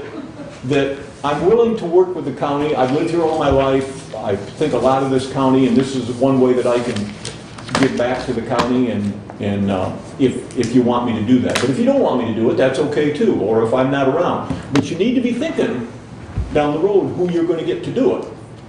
Don't let it just slip under the radar and disappear. And I said the same thing to the Parks Commission when I was out there. So, Mr. Chair. Please. Thank you. First, I want to publicly thank you for your work on this. Really, you've done a fantastic job. I did participate in the survey. I appreciate you going out to the public and getting the input on it. And it is truly a labor of love, because as you're not getting a nickel for this, other than just simply making Hillsdale County a little bit better place. So I really do appreciate it. Thank you. I do have a question for you. You indicated in regards to getting this off to the state and applying for grants. Of those grants that we might be applying for, what percentage of those grants require a match? All of them. And my follow-up to that is what, if any, discussion has there been to obtain whatever local match is necessary? Because I think that's really important before you spend the time to fill out an application for a grant, that if you get it, you're going to have to come up with, you know, let's say it's a 20% match and it's a $100,000 project, you got to come up with $20,000, and we appropriate $25,000 a year from the general fund, and as we know, that's not enough to maintain a park system. So my question to you is, what discussion has there been as part of this process, if the intent is to make Hillsdale County qualified to apply for grants? What, if any, has been done to come up with whatever match will be necessary? it's a good question, and I have done nothing in that regard about the grants. My job was to get the plan put together. But I said this to the Parks Commission as well. You two bodies, the Parks trustees and you guys, are going to have to start working together very closely when you're making the decision about what you want to do going forward. Now let's just say, for instance, that we take the first priority, which is the metal docks and handicapped accessible approach to those docks. Let's say that's all you want to do the first year. Okay, I said to the Parks Commission, you guys need to get out right now, and you need to start pricing out, getting bids on what it would cost to get these docks. And you also need to price out what it's going to cost to get the wheelchairs from the road down to the docks. Now, there was a comment made at that meeting, well, they can just push them down. No, they can't. You're going to meet ADA requirements, and it has to be at a certain level. You can't just fire somebody down the hill that's in a wheelchair. That's just ludicrous, okay? So there's going to be a fair amount of grading and working, and there's going to have to be paving and so on and so forth to get things proper so that it's safe for someone who is in a wheelchair to get down to that dock, wherever it might be. That's the first step, okay? The second step is once those bids come in and you see what they are, then you need to make the decision, and I'm saying you, Parks trustees and yourselves, you need to make the decision, what can we afford? What can we afford, okay? Now, when the community building was put up, there was a considerable chunk of change. I believe it was $50,000 that was garnered from the community foundation, okay? There's an entity. The other thing you need to remember is as a county, you can put money in, cash, or you can also put in-kind services. So for example, when those docks come in, okay, you could have your county employees put the docks in, save on labor. That could be counted as part of your local match. You could build the approach from the road down. All that scraping and moving of dirt and everything else could all be done by your labor here in the county, if you wanted to. That could be a local match. There could be someone in the county that you could approach who would come in and do all of that for you for nothing, and you could count that as local match, put a dollar figure with it. So it doesn't all have to be money that you're dumping in, okay? But there is going to have to be work done between the park trustees and yourselves to coordinate this, and then to go out and ask these other entities, would you be willing to help? And I think the first step is to find out, decide what you want to do in the action plan, okay? And then once you know that, what's the cost going to be? And once the cost is there, let's say it comes out to $200,000, then if your requirement is to meet 25% of that, a quarter of it, you got to come up with $50,000. Okay, then at that point, you can go out and you can say, Community Foundation, can you come up with anything? Okay, local contractors, can you help us with this in any way, shape, or form? And work through those details. Once that's done, then you can make the decision if you even want to apply for the grant. So there's going to be a lot of work coordination here between the two bodies that's going to have to take place, and there's going to be a lot of going out and talking to other people about whether or not they'll support you. Okay? And again, if you get to the point and you don't have the money, you don't have to apply. Nothing that says when you adopt this that you've got to apply for the grants. It just allows you to apply for the grants if you want to.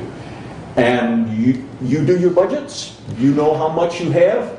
Last year when we put the budget together for the first time, there is a God in heaven, we actually put money into the budget to do capital improvements. It was set aside. And the building out to 911 was part of the budget for that, and the repairs at Friend of the Court were part of that. Those were the two things that were funded in the budget because we had the money available, and I'd harped and harped and harped that we should do some capital, put money aside for capital improvements as we go forward. You have the decision to make, if you have the money, how much would you want to put aside for something like this? How much help could you get from other entities? Could you go to service clubs and get some help? You know, there's a variety of things, but all of that will take time and effort on the part of somebody. Okay? Well, I promised to do the plan. Okay? But I didn't say anything about going out and doing all this other stuff. Okay? But that's where you're at right now as a commission. That's a decision you'll have to make. So if you adopt this, all you're doing is giving yourself the option.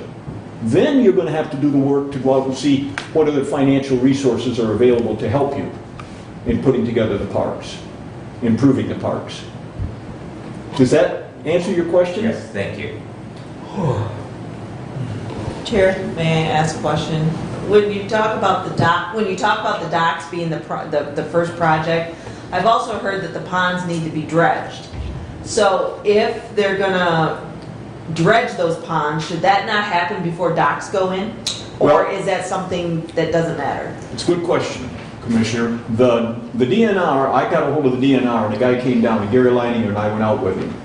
And he looked at Pond 1, which is a fairly small pond, and I forget the other pond right now, but he looked at Pond 1 and he said this would make a really nice trout pond. We could and dig it out. And he made the comment to Gary and I, you don't have to dredge the whole pond.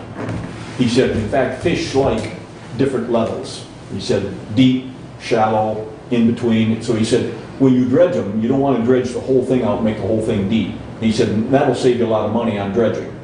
Okay? But yes, dredging needs to be done. And that's one of the priorities that the parks commissioners, park trustees, put in place, that they knew that needed to be done. Bill knows that it needs to be done. Now, he told us that we could apply for dredging money through a different fund from the Natural Resources Trust Fund. I forget the name of it right now, forgive me, but there's a different pot of money up there from that. So that could be considered at the same time. And if you put the docks in first and then dredged afterwards, the part where the docks is at, you could just leave as a shallow area. You wouldn't have to mess with it. And he indicated to us, that's how you should dredge. You shouldn't just make everything really, really deep. Okay. Thank you. And he said that he would be happy to write a letter of support should we pursue that dredging. He would be happy to write a letter of support to submit with the grant to the state that the DNR thinks this is an important thing to do. They'd like to see those ponds maintained out there as well. So, Thank you. yep.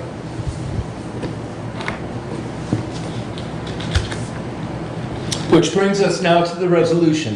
Please. Okay, so in the resolution, it has been pointed out that we have certain terminology that if we're going to be consistent, we need to reference the Parks trustees rather than Parks Commission.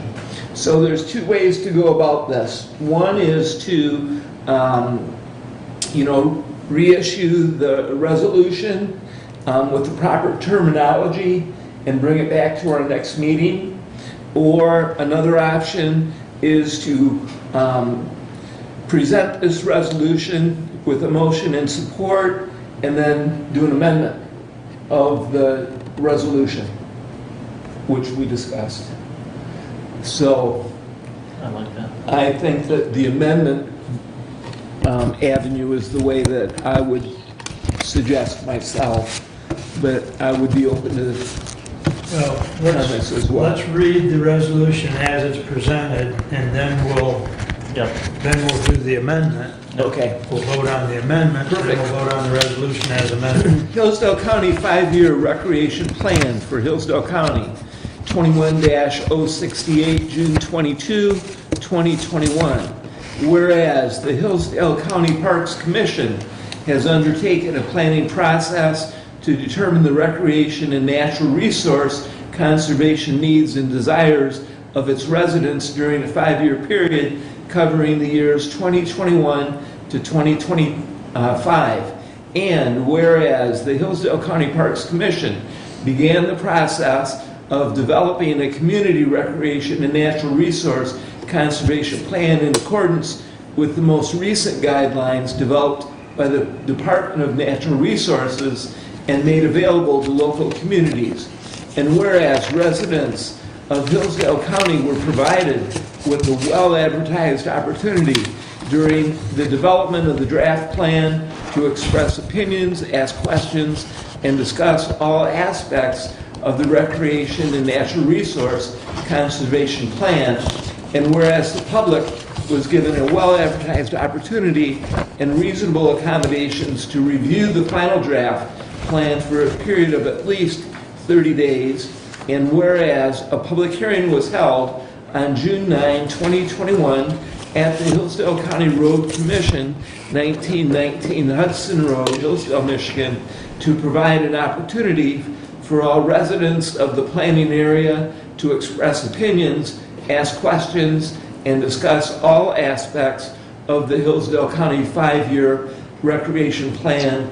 And whereas the Hillsdale County Parks Commission has developed the plan as a guideline for improving recreation and enhancing natural resource conservation for Hillsdale County, and whereas after the public hearing, the Hillsdale County Parks Commission voted to adopt said Hillsdale County 5-year recreation plan.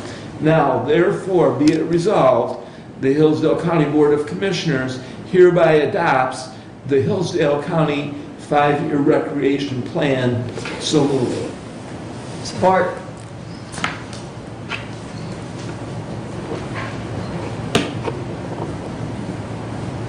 Discussion? Mr. Chair, I would move to amend the resolution by changing the reference to the Hillsdale County Parks Commission to the Hillsdale County Parks Trustee Board. Support.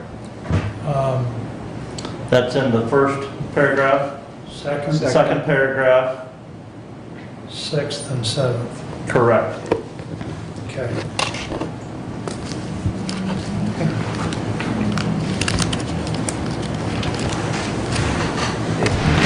Everyone's square on the, any discussion on it? Who supported it? I did, I'm sorry, I didn't. both hear. times. Okay, thank you. Thank you. That's all right. I lost track as well, thank you. All right. So we're changing to the Board of Trustees. Phillips County Parks Trustee Board, Thank you. Trustee or trustees? trustee, Okay. That's, I thought it was plural in the document. I hate to be a stickler, you guys were talking S's back then. Well, in the resolution, it's not plural. In Okay. the resolution, it is commission, which should be changed to trustee. Okay. And I think the S was removed off of trustees in the document. Okay, I thought that was one of the things. that- Yeah, I think it was.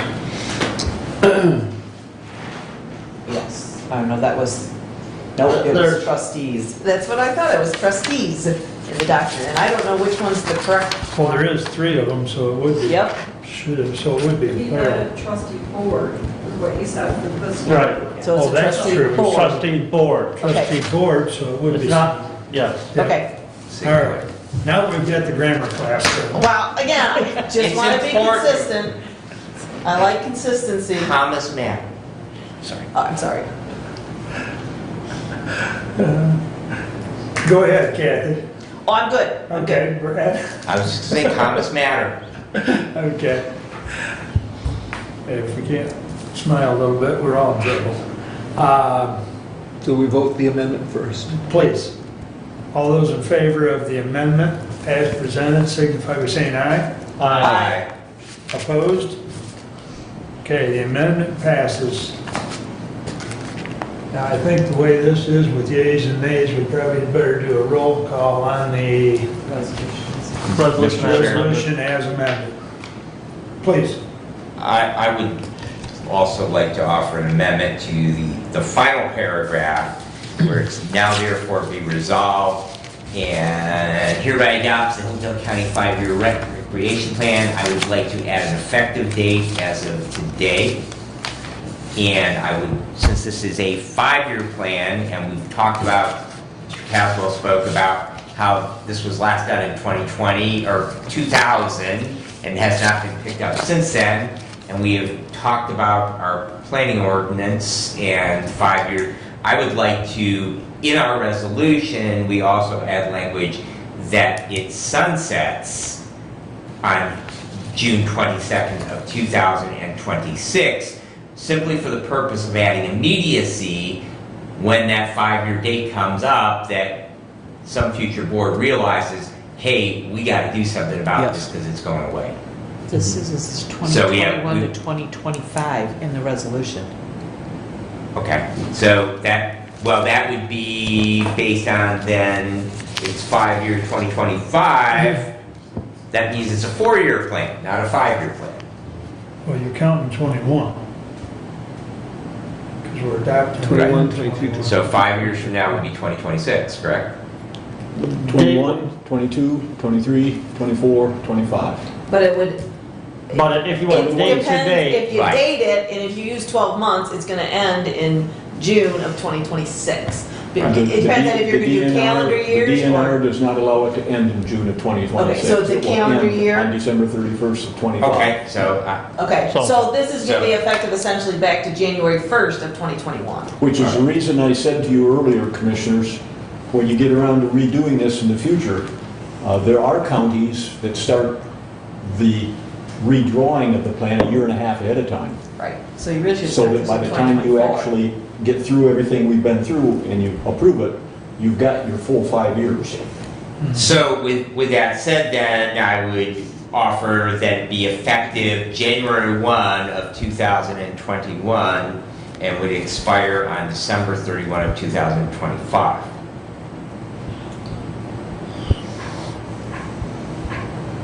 Is that a motion? That is the motion. Support. Okay, so you're proposing that be added within that last paragraph? Correct. Okay, okay. You would just simply follow, hereby adopts the Hillsdale County 5-year recreation plan effective January 1, 2021, and expires or sunsets, whichever Jody wants to use, on December 31, 2025. And that, my reason being, Mr. Caswell, is that simply it creates that immediacy for some future board. Clarity for the future board. Yep.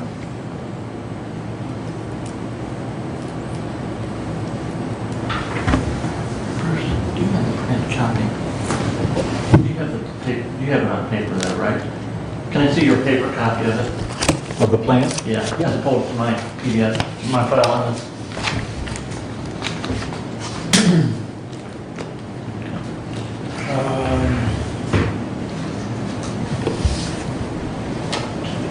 Not that it's germane to your, Derek just sent a message that he, last night, Clear. he sent the document with That's all the the one. changes. That's the one I have. Okay, okay. So there's still a few that got missed, but that's the document that I have. All right, he copied you on this, so maybe you can, look at what he's got. He says here, the only one he doesn't have in was draws to Drew. So I'll let you get with Derek on that, but that's not germane to this. Did Derek send that to everybody or just you? No. Okay, I was gonna say, I don't see it in here, but that's okay. I don't need it. I'm good. I just know, for informational purposes, when that was sent out to us at first, I could not open it. Right. And so then I emailed back to Abe, Abe Dane, to say, hey, and then he sent me a copy I could open, and not all the changes were made in that copy. But again, that's not germane to what, I think I got the gist of it. I'm okay with not having all the changes in the document, so. Last night, at least, the document was able to be opened, plus Okay. the attachment of the changes. Okay. Yeah. So, okay, tech problems. We need a vote on the second amendment. Yes.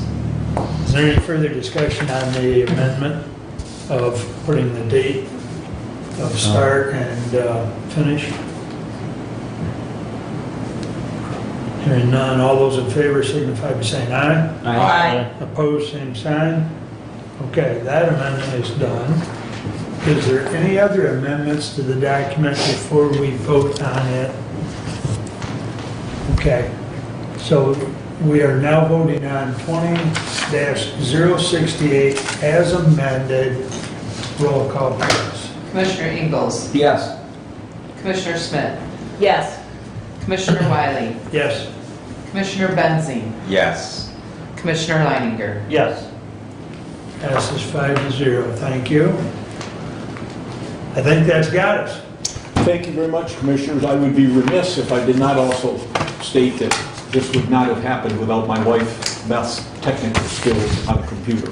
She's a veritable genius when it comes to that. And if you know some of the things we went through to get all this done. The other thing I want to mention to you is clear to the back of the report. As you can see, I had to fill out and put in a self-inspection report for the 2 projects that we have had funded through the state over the years.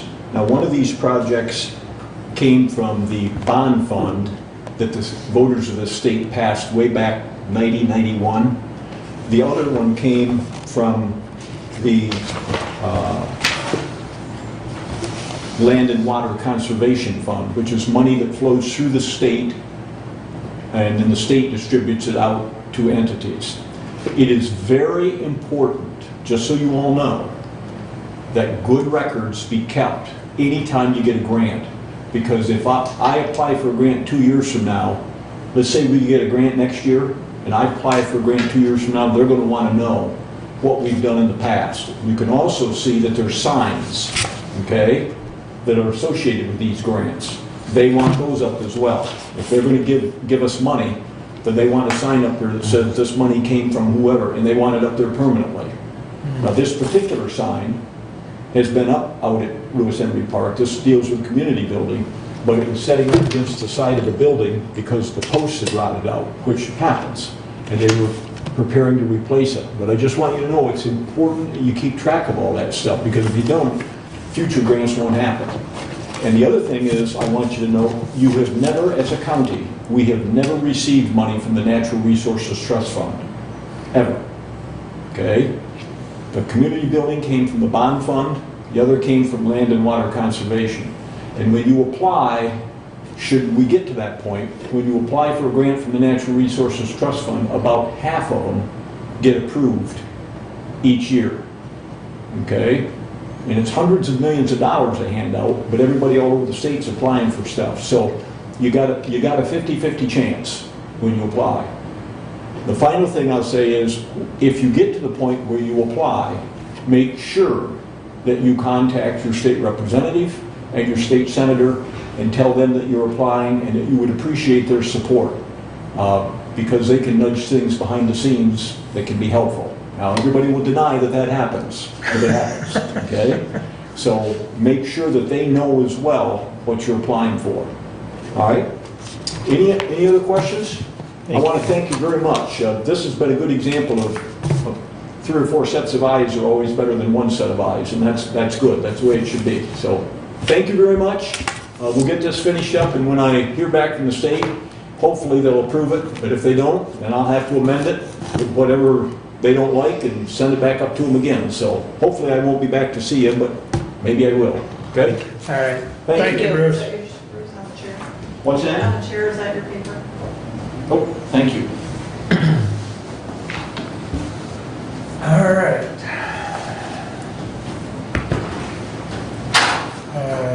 Please continue, Doug.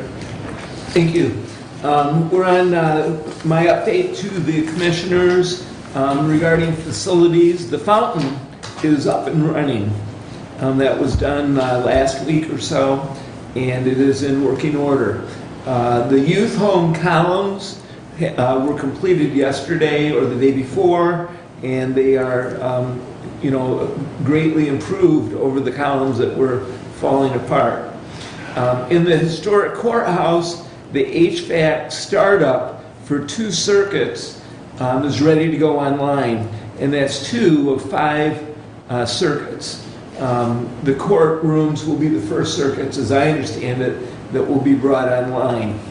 And the latest information I have is that the project is on track for mid-July completion.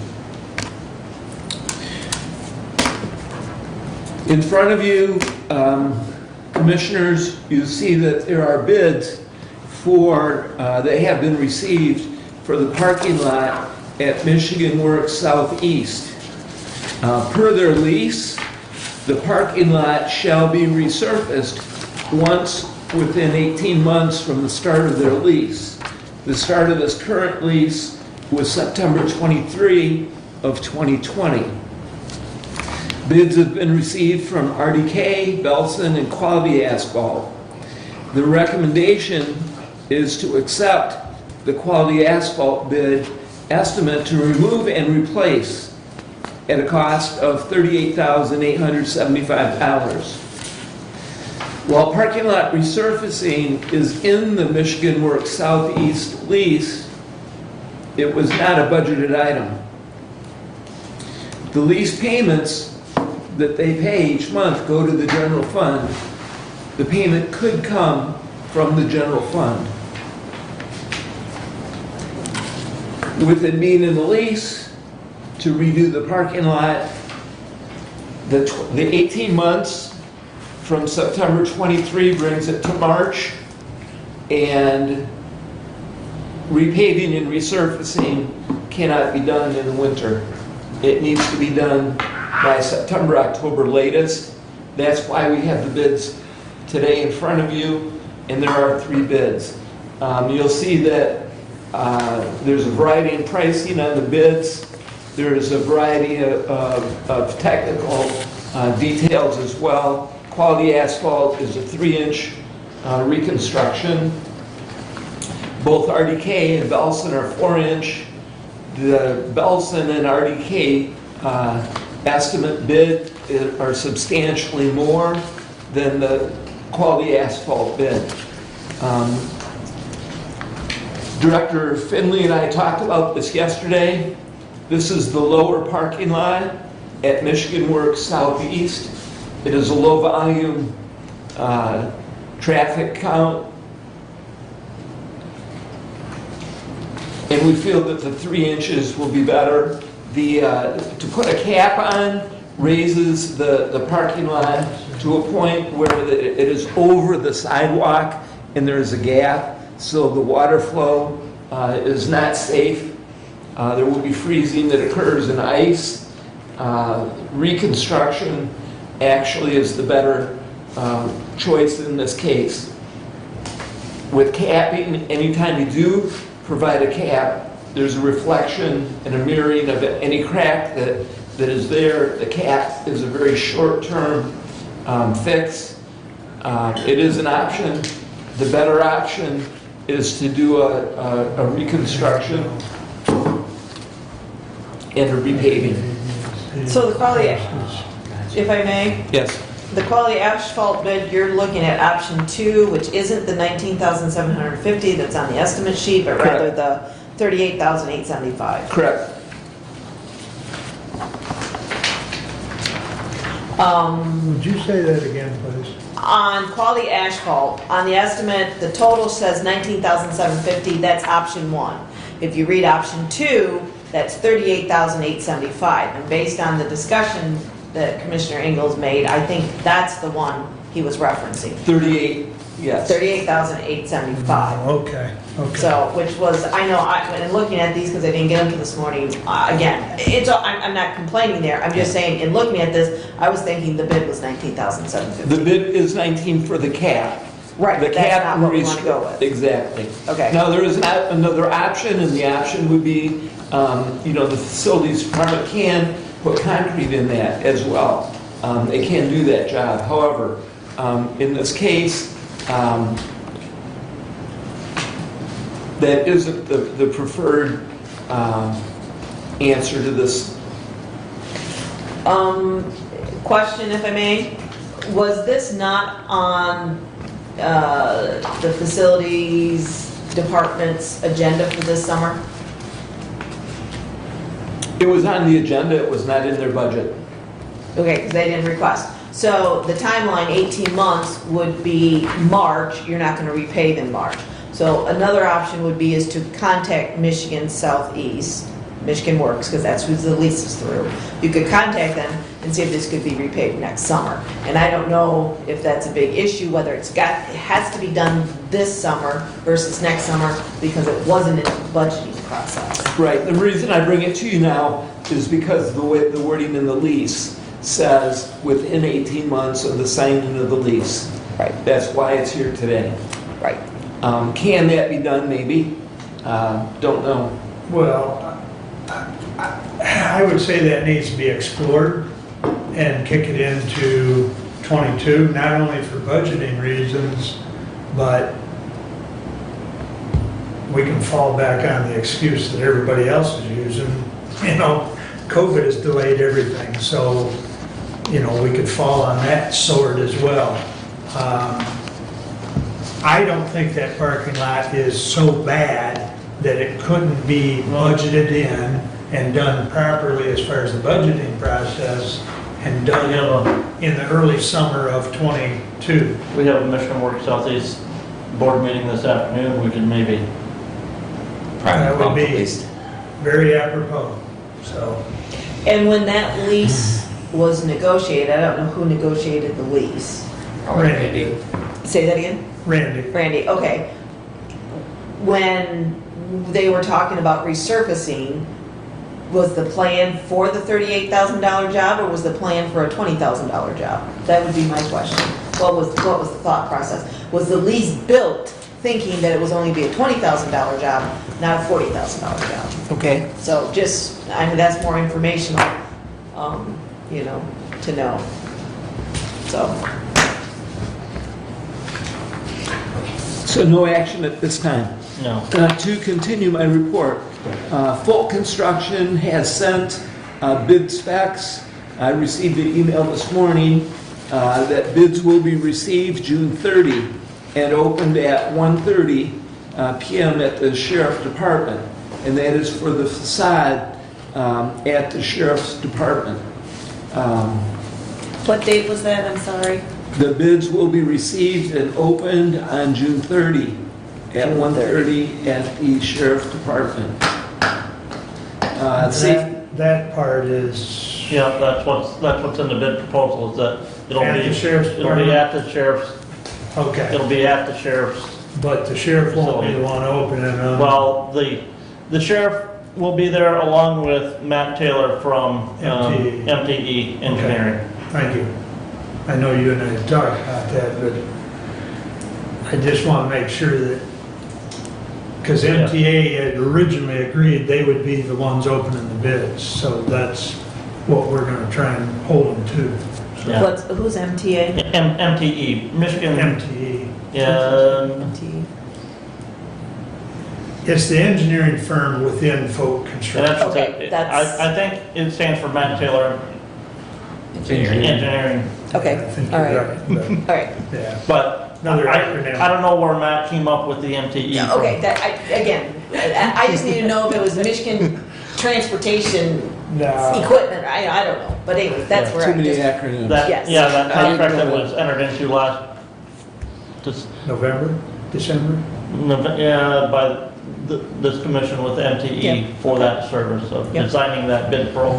Okay, Again, that is not a budgeted item as well, correct. so be aware of that. Regarding the courts, the 3 judges met with SCAO representatives. The State Court Administrative Office requested drawings of the buildings as they are now and some ideas on how they could be used in the future. Those have been sent to SCAO. They will be reviewing them and will get back to us. Judge Lisney has asked for a response from them by the beginning of July. So we'll expect more information soon, we hope. Hillsdale City Council last night had a lengthy discussion regarding the Men's Hope House, concerns from local businesses and citizens regarding gathering on the sidewalk. That has been referred to the Public Safety Committee. The road special assessment districts, the work begins this week, and with a variety of special assessment districts they have, the completion will be in September for those road projects. Reminder, the transfer station will close July 10th, reopen end of September. Home pickup is not affected. Drop-off can be done at Jefferson Township Waste Station. In the city of Hillsdale, from the storm, the street cleanup, they cut a lot of trees, put them on the terrace. Most streets were open by noon yesterday. The parks system over at the lake were closed. Sandy Beach and Owens Park were closed. The boat launch is open, and the closure of the parks is due to the health and safety dangers from trees with hanging branches, big trees, big branches hanging, and they hope to open those parks in stages as possible. From the BPU, 6,000 customers were out of electricity, and as of yesterday, early evening, 95% were back with power. And that completes my update today. Questions, please. When will the contractor be done with all the HVAC stuff at the courthouse? Do we know that? The date is, as I understand it, still is mid-July. That's the most recent information I have. I will say that portable air conditioners were put in by Griffiths, I believe. I've been in the clerk's office, so I know Yeah. definitely Yes, they, yeah. so I assume the others got it as well. So. Actually, probate court had one that was brought up. One of the ladies that works there is married to Gallagher's, and her husband brought it up. But I don't know where it was, if it was paid for or donated or what, I don't know. Yeah, they came from a variety of sources. Griffiths put them in the clerk's office. Okay. And then I think Randy found one, and there were others as well. Good. So that got him through that short time, but now, the circuits are beginning to go online. Good. So, Yep. Yep. Other questions? Okay. do 21066 first, since Brent had questions on it. To the Honorable Board of Commissioners, we recommend the chairperson of Hillsdale County Board of Commissioners be authorized to sign probate court legal services contract juveniles between Hillsdale County and Rachel A. Doxtater, attorney at law. Ms. Doxtater, excuse me. Contract will be for 6 months commencing July 1st, 2021 through December 31st, 2021, in which Ms. Doxtater shall be compensated not to exceed as follows: $8,500/6 months, $1,000 for July, $1,500 August through December. So the second part of that is the breakdown of that $8,500. Respectfully submitted and then move for adoption. Second. Thank you. Question? In our packet, there was also a letter there from 2020, February of 2020, from Alice M. Nickerson, attorney with Kimball and Kimball PLLC. And it looks like, because I think resolution 69 is in conjunction with this resolution where we're extending the contract for Mr. Brandis for 1 month for him to train Ms. Doxtander in his responsibilities. And I just didn't put, why was that letter from 2020, February of 2020, where somebody else is going to take this position even in here? To me, it's not enough. It's either too much information or it's not enough information. Well, it's too much information, and I'm not sure why the judge asked that to be part of the packet, because that was never, I didn't see that until the packet came out myself.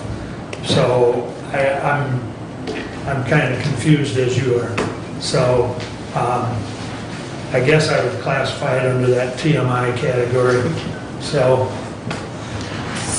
is it that this individual is replacing Alice? No, I think this individual is replacing Mr. Brandis in his capacity. Alice withdrew her consideration over a year ago. Because Mr. Brandis was going to continue it, but now Mr. Brandis is not going to continue other than just 1 month.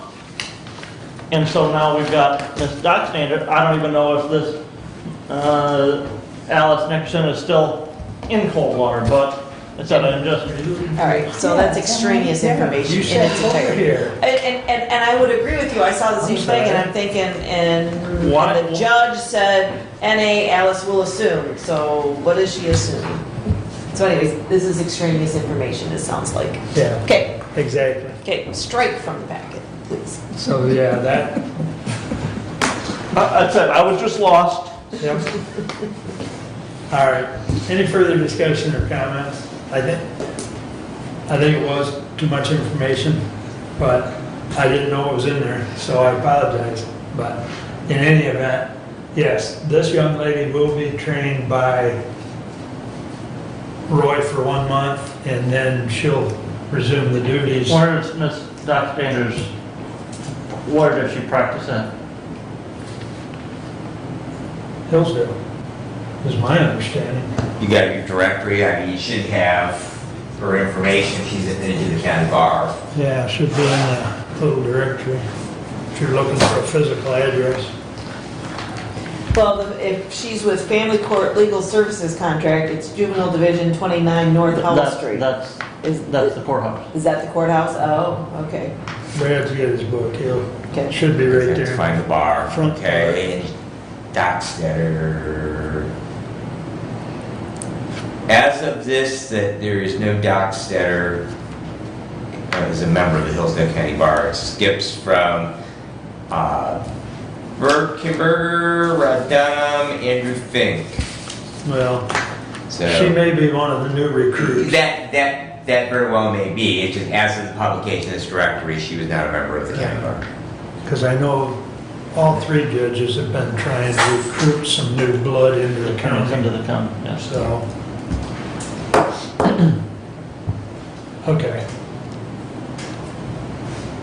And I do suspect we'll see probably either in December or January, a new contract that, For the annual. yeah. I mean, or it might even be a multi-year, it depends on how the judge and her get along, because I know at one time we did have like a 3-year contract, that's been a few years back, but we've had a 3-year contract with several of them over the years, so. Anyways, further discussion on resolution 21-066? Hearing none, all those in favor signify by saying aye. Aye. Opposed, same sign. Thank you. That one's done. 21069. We recommend, here we go. We recommend the extension of probate court legal services contract between Hillsdale County and Attorney Roy Brandis commencing July 1, 2021 through July 31st, 2021 for the purpose of training the newly appointed Attorney Rachel Dockstader on juvenile matters in probate court. Attached to the letter of agreement from Attorney Roy Brandis. Mr. Brandis shall be compensated, and there is a substitute on your desk. He will be compensated on July 1, 2021 in accordance with the agreement. Payment is not to exceed as follows. Excuse me. $2,000 per 1 month, and that will be paid on July 1. Respectfully submitted for adoption. Support. Moved and supported, thank you. When this was originally put together, and I didn't catch it, and fortunately Jody or Marnie caught it and printed the substitute, his current contract pays at the start of each month. So since we're basically extending the contract for 1 month, it stays consistent with the language of the contract. So the substitute that is on the desk in front of you is what we are voting on. Any questions? The attached letter is signed, if I It is. believe, yes. Jody has, the attached letter has Says been that the signed. attachment, but what was in the email that we received wasn't signed. Right, but we do have a signed one here Okay. for anybody's viewing pleasure.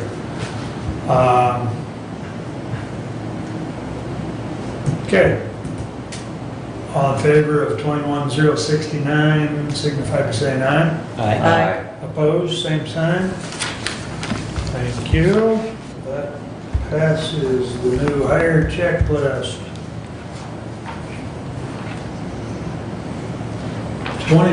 21070, whereas the Board of Commissioners wish to standardize the hiring of new employees by authorizing a new hire checklist. This checklist will aid the department head as to all the steps necessary to take in hiring new employees.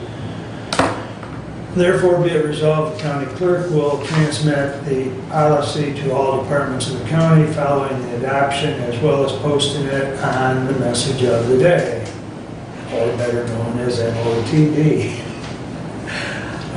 And that checklist is attached in your packet as well. Respectfully submitted for adoption. Support. Thank you.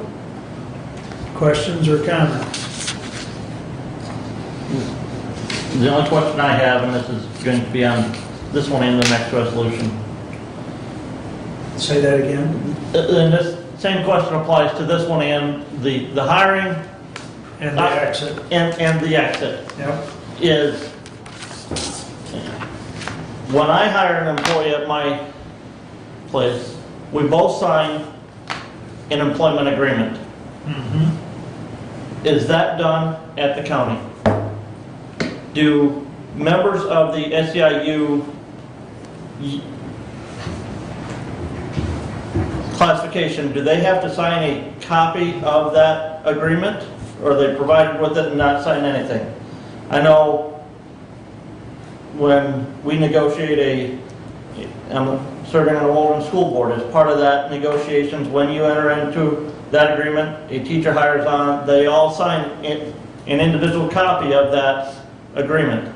is that done? And then when somebody leaves employment with the county, do they sign a separation form as well? Would be my, said, I haven't had that happen. never.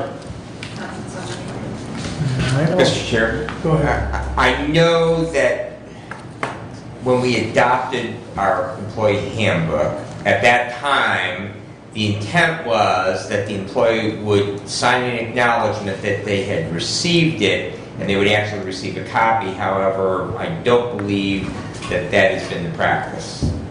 But it comes back to, and you bring up a valid point, it comes back to that we are a company of roughly 180 employees, and we have no human resources director, which is an anomaly. And I'm not advocating for or against, I'm just saying it is an anomaly that we don't have a human resources director for Hillsdale County as an employer of 180 nominally people.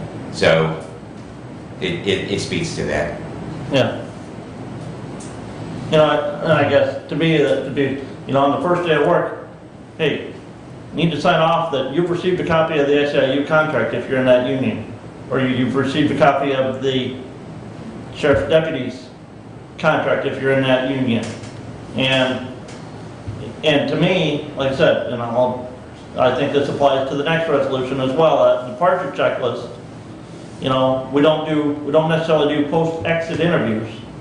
You know, okay, you're leaving your post, why did you leave, you know, but a separation form at times can be some legal protection for the employer as well as the employee, but you can also gather data from that as to somebody's leaving our employment in the county, why are they leaving?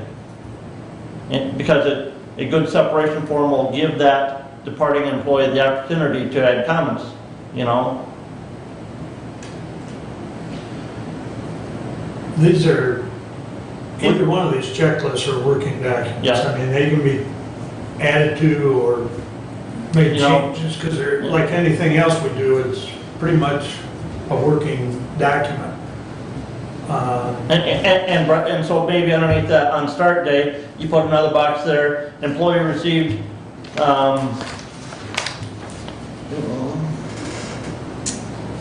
employee handbook. You know?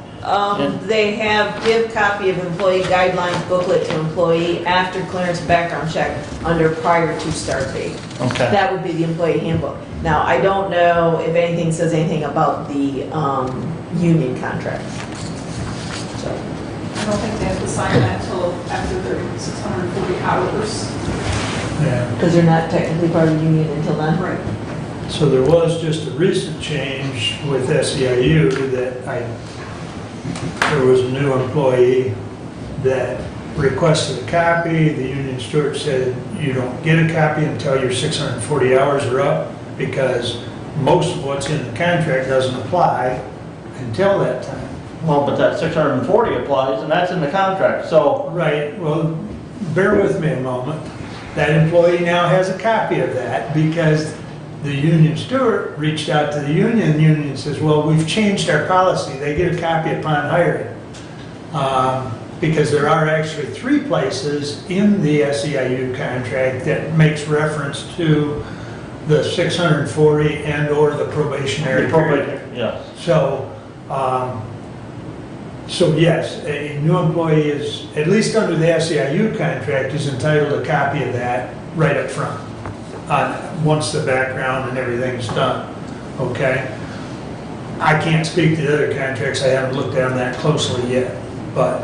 And I would just simply argue that since we approve those as part of a public body, that they're a public record and that anybody is entitled to a copy of them. Well, I would agree with why would there would be, And I, quite frankly, would agree that an employee that hires in under one of those contracts is entitled to. Yeah, Just for right. the record, I was willing to give that employee my copy. I couldn't get I could not get a hold of the steward Yep. And, to figure out why, because I didn't understand why right, she couldn't. and you know, and Kathy, and maybe underneath that one where it says the employee is given, the employee guidance book, you know, we just maybe need to add, and they've signed the they and their supervisor have signed, and I don't know if there's a page in the back or a detachable page where it says, "I've received a copy of the employee handbook," and it's signed by the employee and their supervisor. And then they get a copy and we keep a copy in the employee's file. Personnel policy that is under revision, the judges have all had input to it, and it does have a back page. Now, we haven't got back the final copy from the attorney, but it did at one point in time have a back page where it could be signed. There was not 2 pages, but it could be pulled Well, like I off said, and photocopied. You sign it, you copy it, you keep the original, the employee gets a copy. Right, right, And that, again, that was the intent when that was created. absolutely. And like I said, maybe it just, we just maybe want to add that checkbox if that's been done. So, is that handbook, where is it? Because I didn't never get a copy to give to an employee.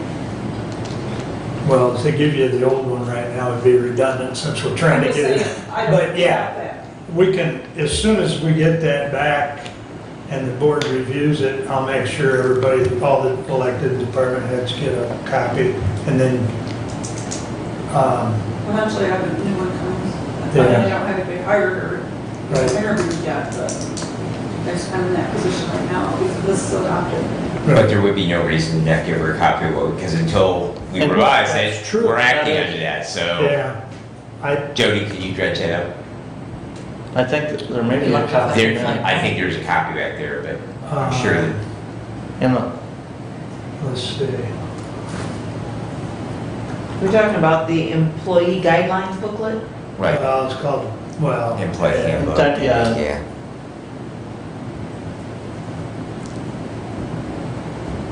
policy and procedure guidelines document. From way back when, 2018. And this one that I've got, I think is the most current one, and it's It is. 2018. Right, It is. that's what I have, it's 2018. Okay.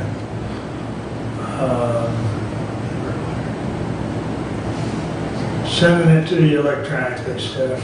The second page, or third page maybe, of it says there's a signed acknowledgement of receipt by the employee and a date in that booklet. Oops.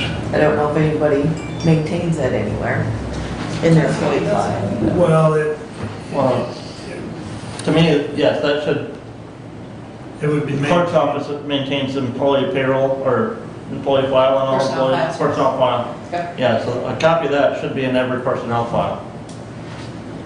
see, I don't see the signature page at the back of this one like we, Catch that This page is, 3. it's like page 3. oh, okay. You get the title page, table of contents, and then page 3 is the acknowledgement. Yep, there you go.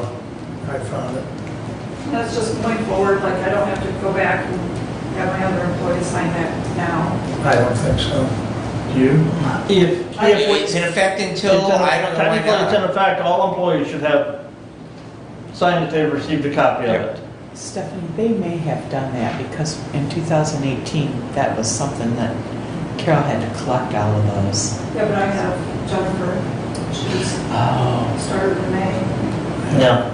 And my previous employees, I didn't have anything to give them, so now I should give them. There should be one on Tamara and Beth though, because they've been Right. there. Yeah. But yeah, And probably me too. And the same thing, if we revise that employee handbook, then Everyone resigns. everybody resigns that they've received the revision to that employee handbook. right. Ideally.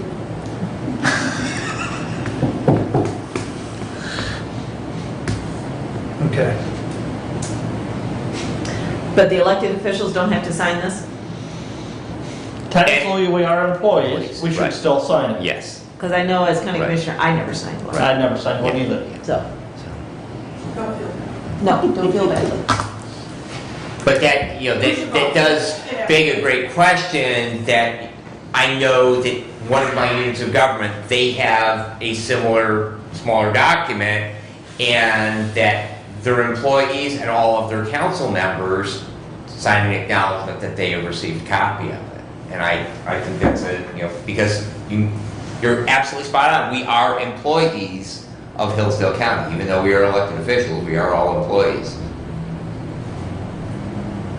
So or the clerk's office should have a copy on every single employee. You get a paycheck from Hillsdale County, Right. there should be a signed Exactly. copy in your file. So is there a change to this checklist, or is the way it is? It says, under the bullet point, give copy of employee guidelines booklet give copy of employee guidelines booklet to employee after clearance of background check. And then I would think you would add, please sign the acknowledgement page and keep copy in personnel file. Well, because new hire paperwork with clerk, so, on the next page, what do you put there? That clerk's office has received signed acknowledgement copy from employee, and is that what it's called? Is it employee guideline booklet or employee handbook? This one is called, the title page says, County of Hillsdale Policy and Procedure Guidelines, 2018.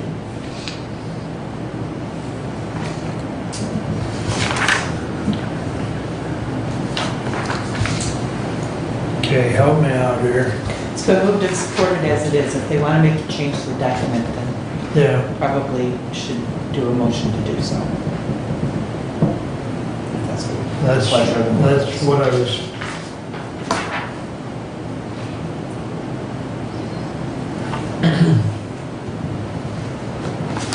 So Brian, are you going to Motion move to to change. amend? I'm just trying to figure out where I would want to put that. If that's the department's head responsibility to collect and then submit to the clerk's office, or if it should be the clerk's office to make sure that they... Well, I would move to amend and add underneath, on start date, underneath the department head, gather the acknowledgement, signed acknowledgement form from the employee for the policies and procedure booklet, right? Did I use that? Policy and Procedures Guidelines, Policy and procedure guidelines. which you should also And then- probably amend the name. Yeah. In policy and procedures guideline. And remit to the clerk's office. Underneath, on the department head, you got on start date, employee information form from clerk and copy to finance must be signed by the department head and turned into the clerk's office. So underneath that, add another bullet point that we've got to receive that acknowledgement form that they've got to. Okay, so I have under the department head, On the first page, on page 1, revision 1, draft 4, you got on start date. So you got prior to start date, we give them a copy. right? On start date, there's the first checkbox, insert another checkbox, receive signed acknowledgement from, why can't we just be simple and call it the employee handbook? But policies and procedures guidelines. We'll fix that when we adopt the new one. And submit to the clerk's office. Can I interject here for a moment? Would it be better to pass this as written, bring back the amended one to the next meeting? Would it be easier to get it the way we want it versus having this conversation? Or we could just table this down. Well, I didn't know if this was important to get out so people could start using it. And I don't care. I'm just wondering. Well, there's more coming. It sounds like the handbook itself is coming. Or revisions to that employee Yeah, right. handbook is Yeah. coming. Yeah. Whatever your pleasure is, I mean, we can amend it now, or we can, Move to table till the employee handbook is revised. that might be a while. No. Yeah, I don't no. think, We'll just let it die for a lack of second, and then Okay, Yeah, exactly. withdraw. easy enough.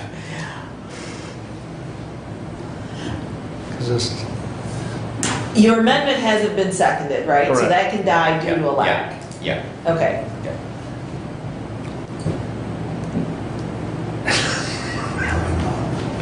Going on. So I will make a motion to table the resolution until our next meeting for revisions, for the purpose of revisions. And you gotta have a motion to take it back off. I'm sorry? Just refer it back to committee to report back at the next meeting. Well, he can make his motion, it can die due to a lack, and we can actually vote on this going forward. Or we can just all vote no on the resolution and... And that can happen too.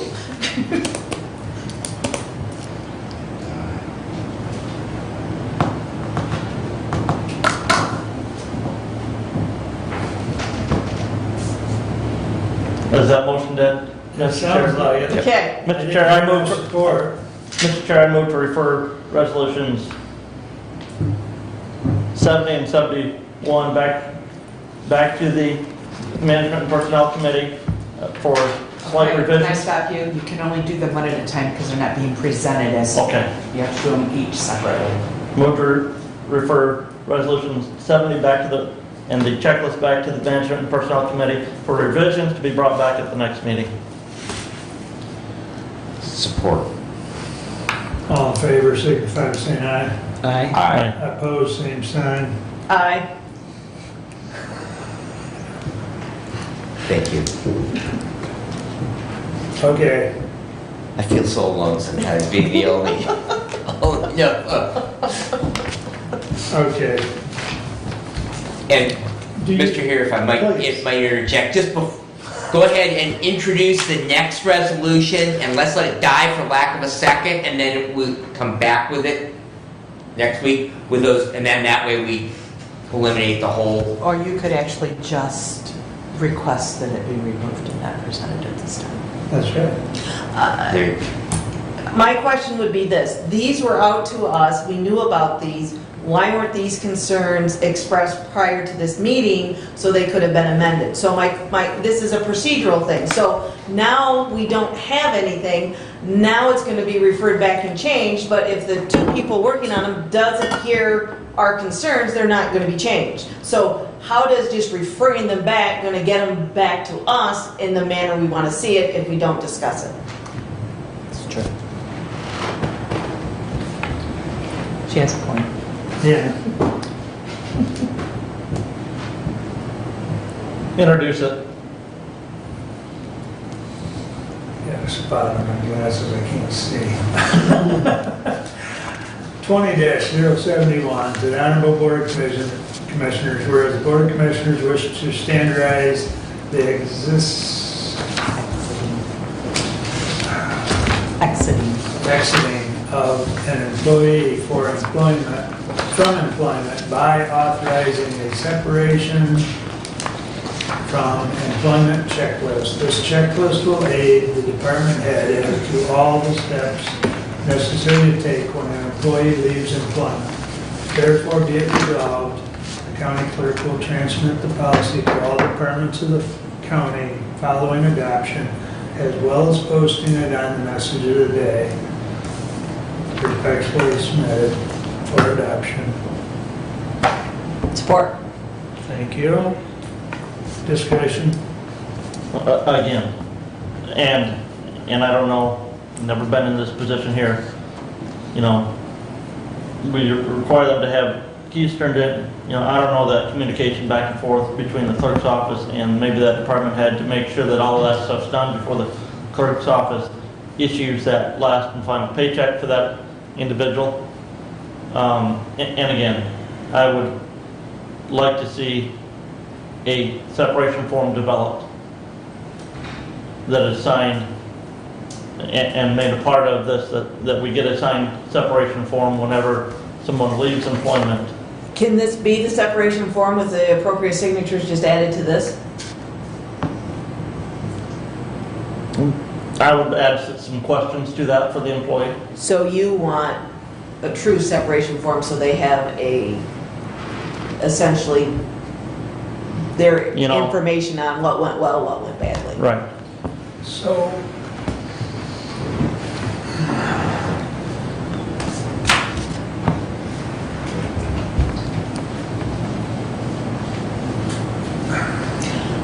I guess as devil's advocate, if we make this, I guess we've got to be careful, I guess is where I'm going on the language, because I know of at least, I can think of at least 2 employees, maybe 3 off the top of my head, that have left but yet come back.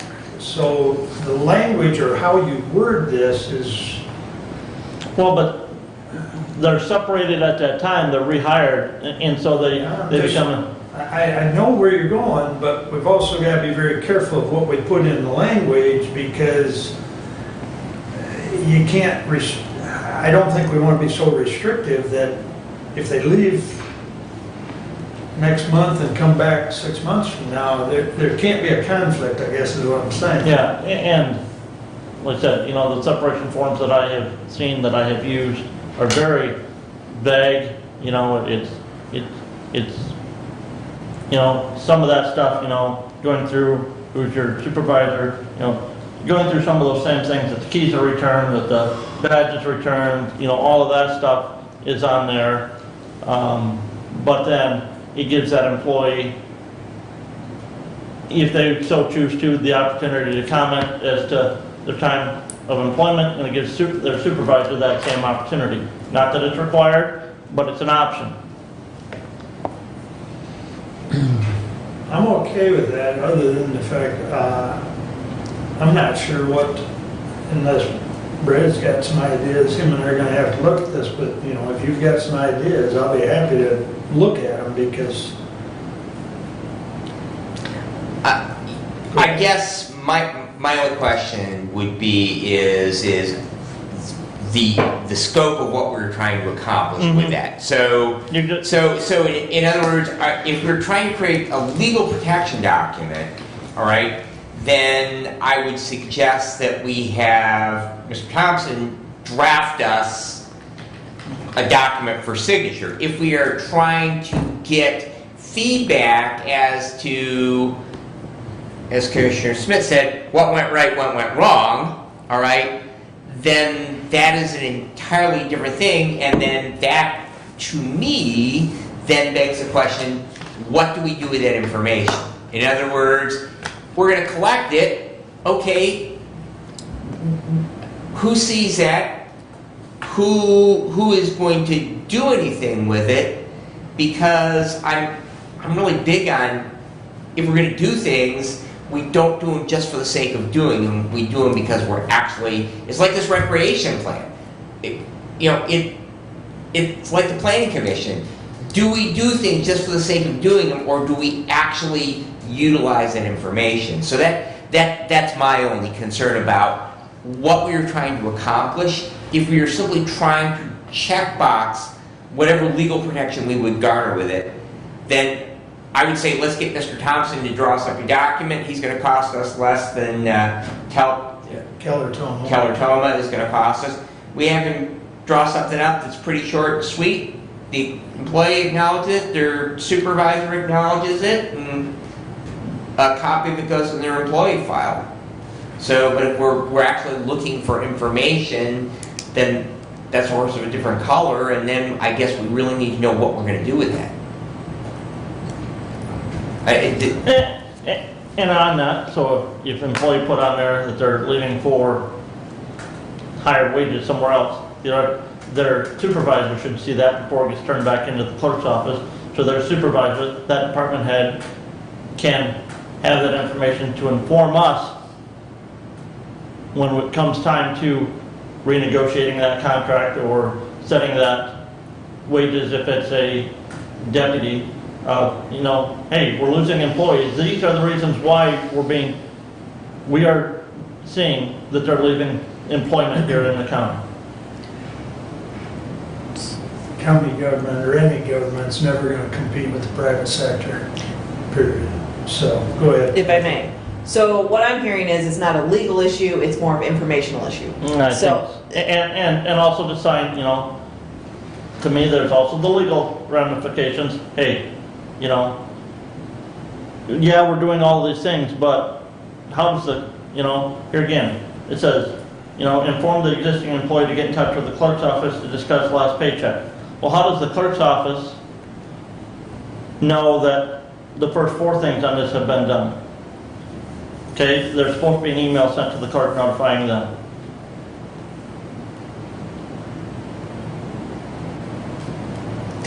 so back, which I don't know if you've introduced another issue, but back to them signing an exit kind of form, which would be information about what went right, what went wrong. I know on Jonesville School Boards, we do something like that. The superintendent reviews them. It comes to then the board quarterly for us to just get an idea of, you know. What's happening. Right. So if that's what you're thinking, my proposal would be this, to forward the personnel committee that form so that they again could review it and then add it to this as an item to be completed. And then I would think that form would then go to their department head, or the department head would be the place to go. They could then review it, and then the completed form would then go back to the personnel committee so that they would then quarterly or annually look at those, and if there's something that needs to then come back to this body, would come back in that form. So that would be a flow for that document if that was necessary.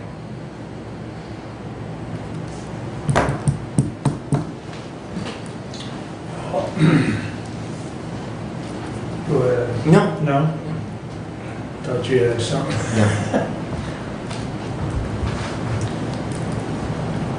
I mean, the only thing I can think of is the KISS theory. We kind of, you know, we can make this complicated or we can keep it simple, so.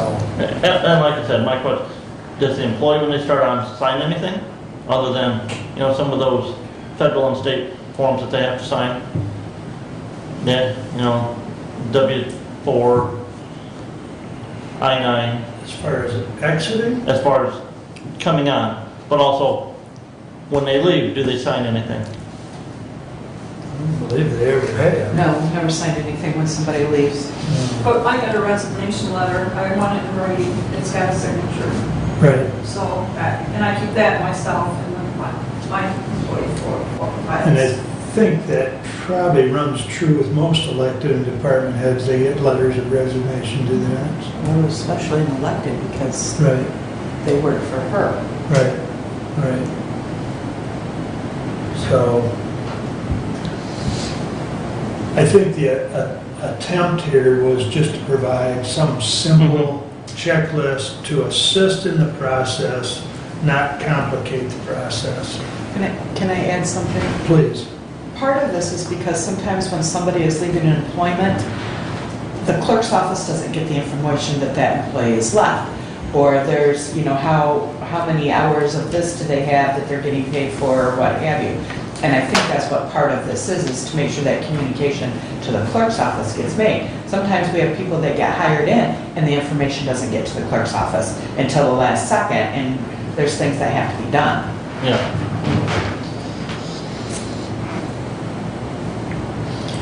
So I would have to say, I'm supportive of passing as is and making adjustments down the line, if so be, because I don't feel that maybe this group has a clear idea If we of come what up it with a is. separation form, Right. we so don't that have could- one, we currently right. have an employee handbook. Right, and that It's might supposed to be, be signed, but right.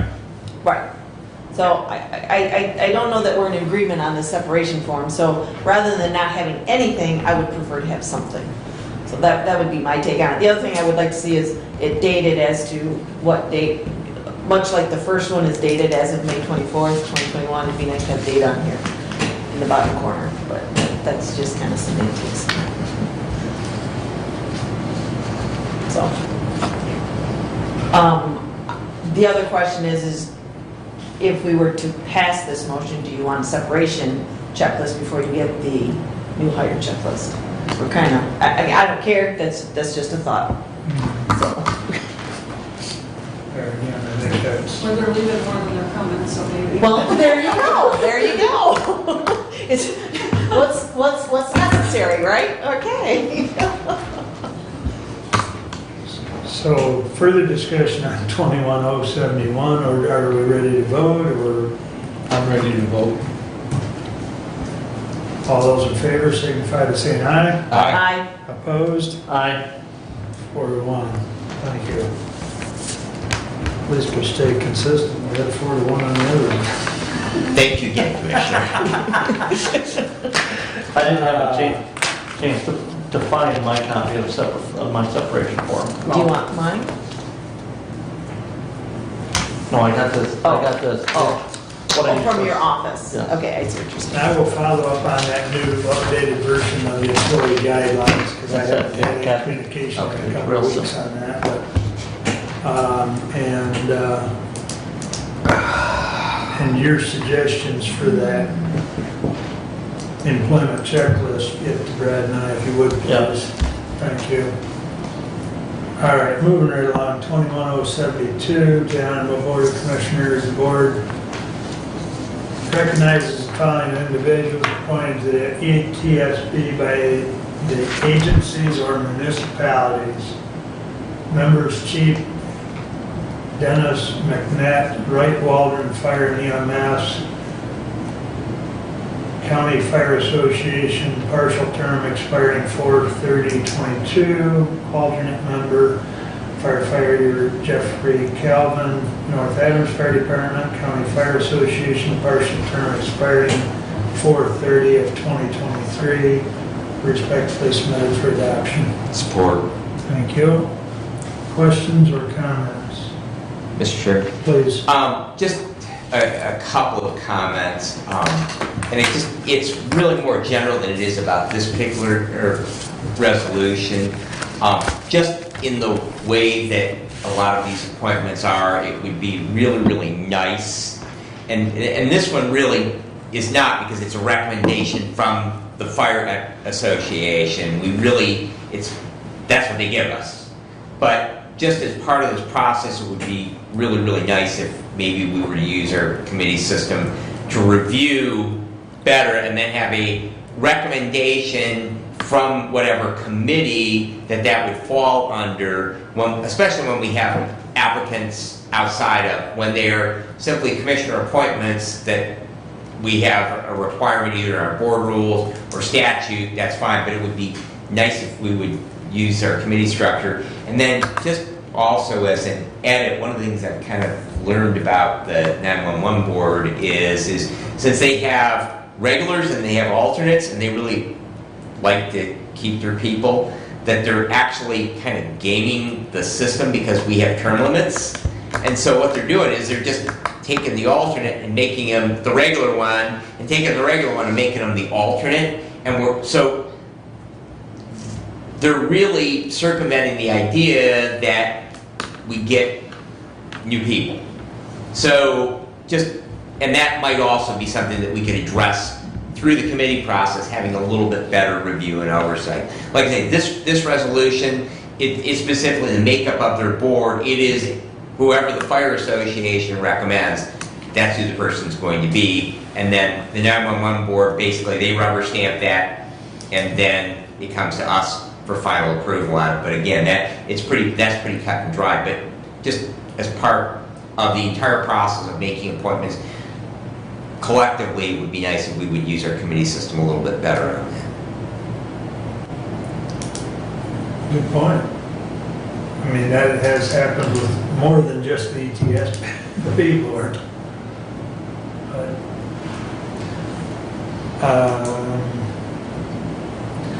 So, let me regress for a moment. 21066 and 21069. And let me preface this comment. Wait, Mr. Chair, we have a motion on the floor. You can redress that. Vote on that? No. No. You asked for discussion, so I just gave my editorialization, we need to vote on it. All right, see, Takes a village, too it's many okay. moving cups here. All right. Who seconded it? I did. Yeah, Brad did. So, Let me not regress for a moment. 21072, any further discussion? All those in favor signify by saying aye. Aye. Opposed, same sign. All right, thank you. Now I'll regress. And I'll preface by saying we've got a great bunch of employees. Because once again, I've gotten an email here from Abe saying that 066 and 069, Alice Nickerson is still under contract for neglect and abuse. She only withdrew from handling the juvenile delinquency side of things. So that was the Hence the Yeah. Roy and Rachel. Neglected. It So, was not applicable. Right. There so we go. anyways, that, just another example of us working as a team and a family and keeping each other informed. And so I thank Abe for that and pass that along to you. Medical care report from Terry, which I forwarded to you, Jody.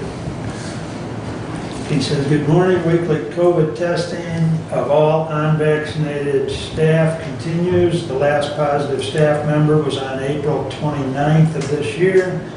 Resident vaccination rate is at 93%. Lifting of some restrictions by the governor effective today does not apply to medical care facilities. The facility continues to be required to schedule visits.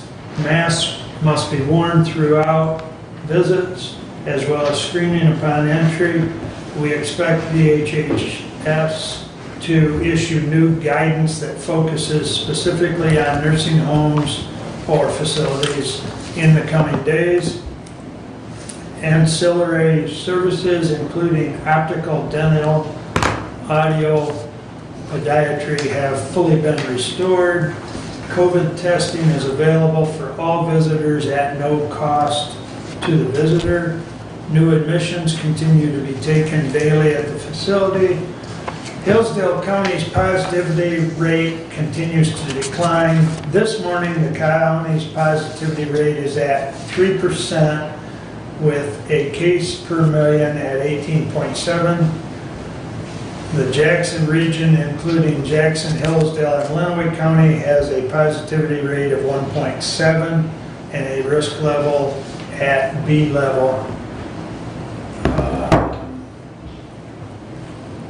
Updated county information, including risk levels, can be seen at www.mystartmap.info.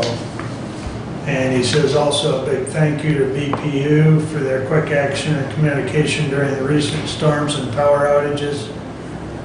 I also will say that last week when we met, they had their audit report. So I'll get with Terry. Normally, Terry and his crew comes and reports to the Board of Commissioners once their audit's done. So I'll get with Terry to schedule that in the near future. So. DHHS, I guess the only thing I wanted to, as far as the meeting out there, the number of children in foster care from a year ago is up 23. We're at 117. Still receiving or still seeing removals for substance abuse, failure to protect, improper supervision, and things like that. Still concerning how many youth are at risk. So what impact will that have on the financial side? You don't know. We're not in bad shape considering our overall child care fund budget. Quite frankly, this year we're running lower than last year as a whole. And we're definitely running below what we were running in 19. So we should be okay. I mean, as far as the budget. The thing that really eats a hole in the budget is when we send kids out of county, and we've only got, let's see, we've only got 2 right now in state board and care. So, and actually, I'm not even sure where they're at. Usually Adrian, Yeah. so that's what But I. that, according to met with this Tim report, Dixon. that's only costing the county $11 a day right now. Oh, no, it's, So something yeah, doesn't- yeah, it's way, way higher than Because that. it's usually, A couple $100 a day. well, okay, that's direct cases, we've got 4, that's $201 a day, so we're $212 a day right now between the 2 different categories. But I've seen us a lot higher. Because that is normally $200 or $300 a day per kid, Mhm. so.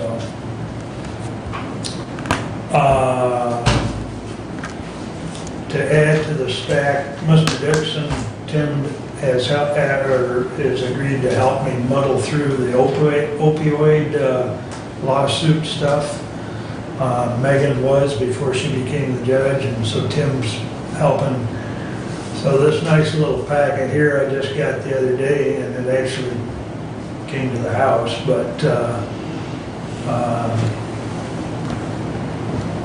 it basically talks about the drug company by the name of Purdue Pharma LP and their filing of bankruptcy under Chapter 11. And it's all part of the lawsuit. So I'll pass this on to Tim and we'll put it in the stack of stuff we have. COVID has slowed down that whole process.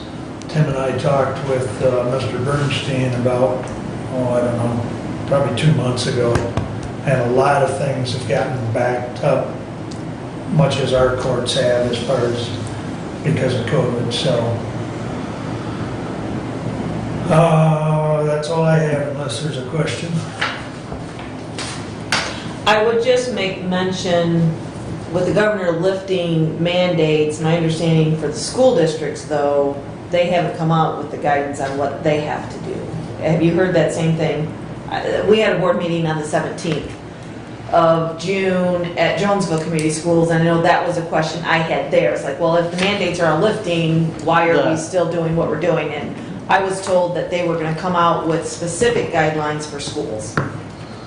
I have not heard anything. I mean, I just read what's been on the state website and, you know, the MDHHS order issued on the 7th, I think they issued that on the 17th, but it was effective today, rescinded about 8 or 9 MDHHS orders.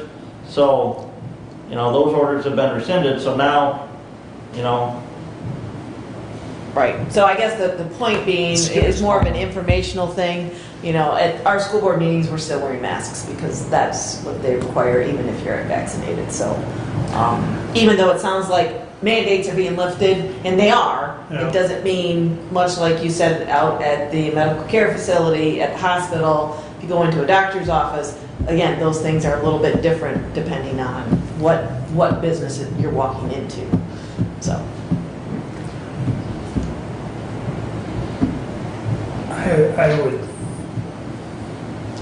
I would think that we could or should remove the signage from the doors. It's not there. Huh? And the front door down here is gone. Okay. When I walked in, it was there. Yeah, I Did think you come in it's, the front door, Glenn, I think or it's the still one on down the front here? door. Okay. The one down here, the only thing that was there was the sign indicating where offices were located. Okay. I will be having to make a motion to that effect.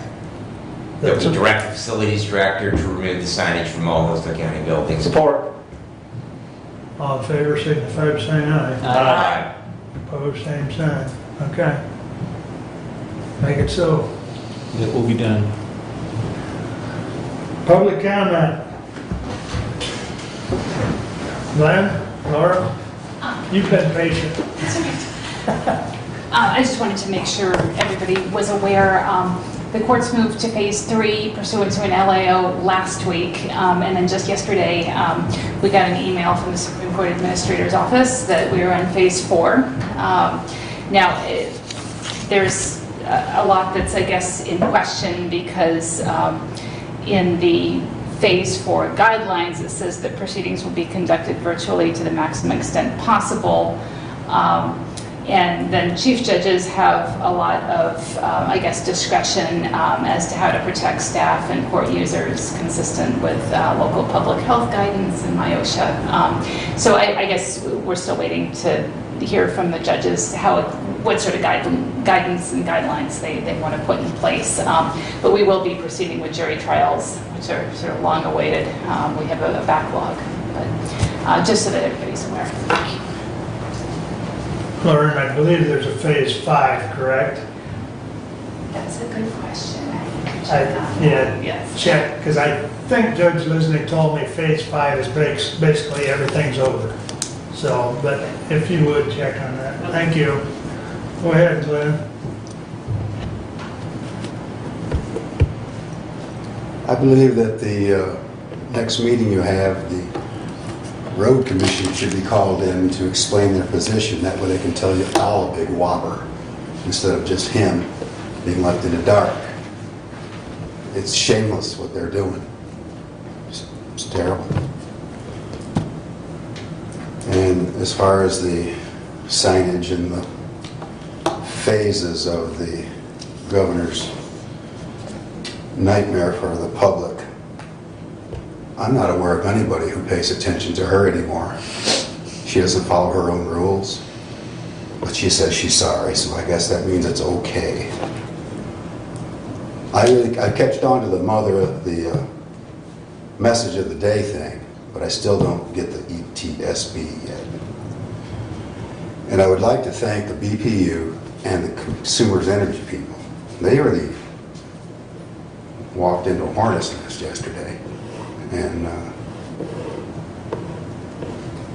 all of my 54 residents at my place were very happy to have the power back on and they could all get a drink, and everything was lovely last night. No consideration of bad sounds. Thank you. Thank you. Steph, you got anything further? Thanks for coming. Additional business, Kathy? I think I'm good. Brad? Couple of things. Number one, I would like to recognize Jody for all of her research and those dusty records in regard to the medical examiner and the coroner. I think you spent about 13 hours of clerk's office time on that, and I greatly do appreciate it, and I'm glad that we're able to document that so that in the future it will be easier to find if a question ever comes up about the gift. So thank you, Jody. I really do appreciate that. The other thing is I did have a question from one of my townships. I know that in the last couple of years, because I do actually read your agendas when I wasn't a member of this board, discussion on a revision to or updating to the Hillsdale County Solid Waste Plan.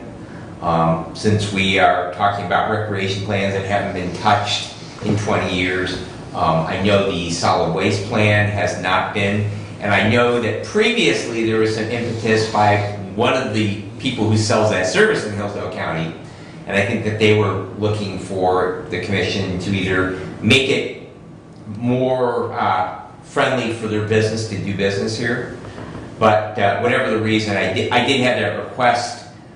So that you might want to consider, Mr. Chair, either assigning that to a committee that they take a look at. Well, sitting there as a human services chair, I would think that that may be a human services issue. Just my initial thought, and so Jody. I don't know where previously that Where that- resolution came out of to adopt that, but I think you guys have a copy of the yeah, solid copy of waste the plan, plan. probably we And there do. should be a copy of the resolution in the front of that, Okay. I would think. Okay. We'll take a If we look, can but find it, like I yeah, say, I it will was take just, a look at that. I was asked by one of my townships, one of the electeds in one of my townships, Might- that we might possibly take a look at. I do believe you also serve on that human services committee, so. Yes, yes, I know. Well, Human Services just volunteered. It sounds like it, okay. So we will, if the chair is friendly to that, we will research the issue I and, am very friendly to all that. right, we will report back. Thank you. Okay. Doug, anything additional? Yes, Resolution 21-000, which was titled the Courthouse Limited Access Policy.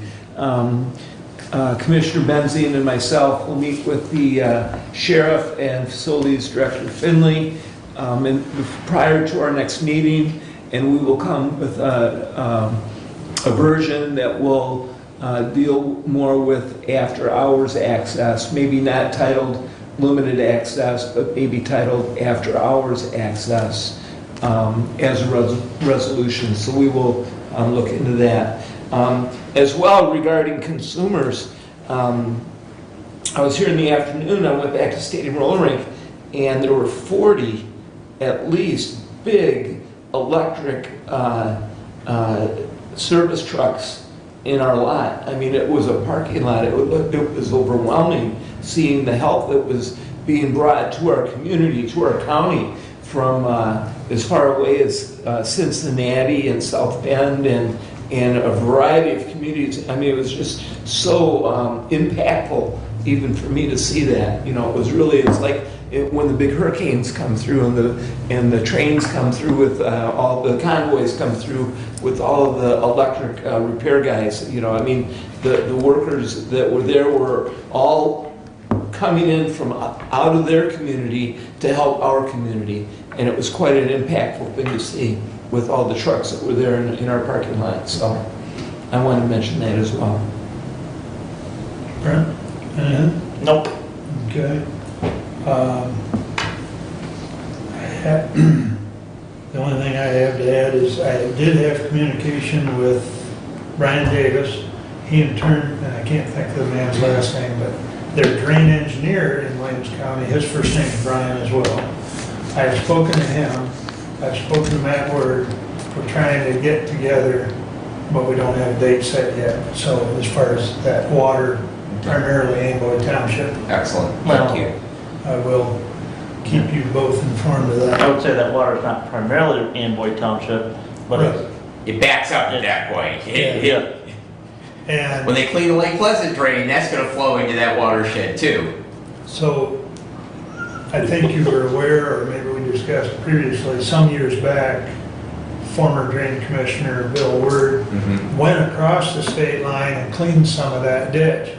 And Brian and I talked about that. Well, it's gotta be done, and that's probably the only way it's gonna get done, and Ohio's okay with it. So, I think Matt needs more than just Ohio's okay with that. I think that he Well, probably is I gonna. don't think Mac should go down. Yeah. They need to do that. but they won't at this point in time, so we'll have further The easiest way discussion. to clean their ditches was a stick of dynamite. Well, it's our water. So, be it as it may, but he brought that up to me, that had been done in the past, and they'd be amicable to that being done in the future, but, you know. After 1 o'clock. Anyway, Okay, so we don't want, okay. anything else?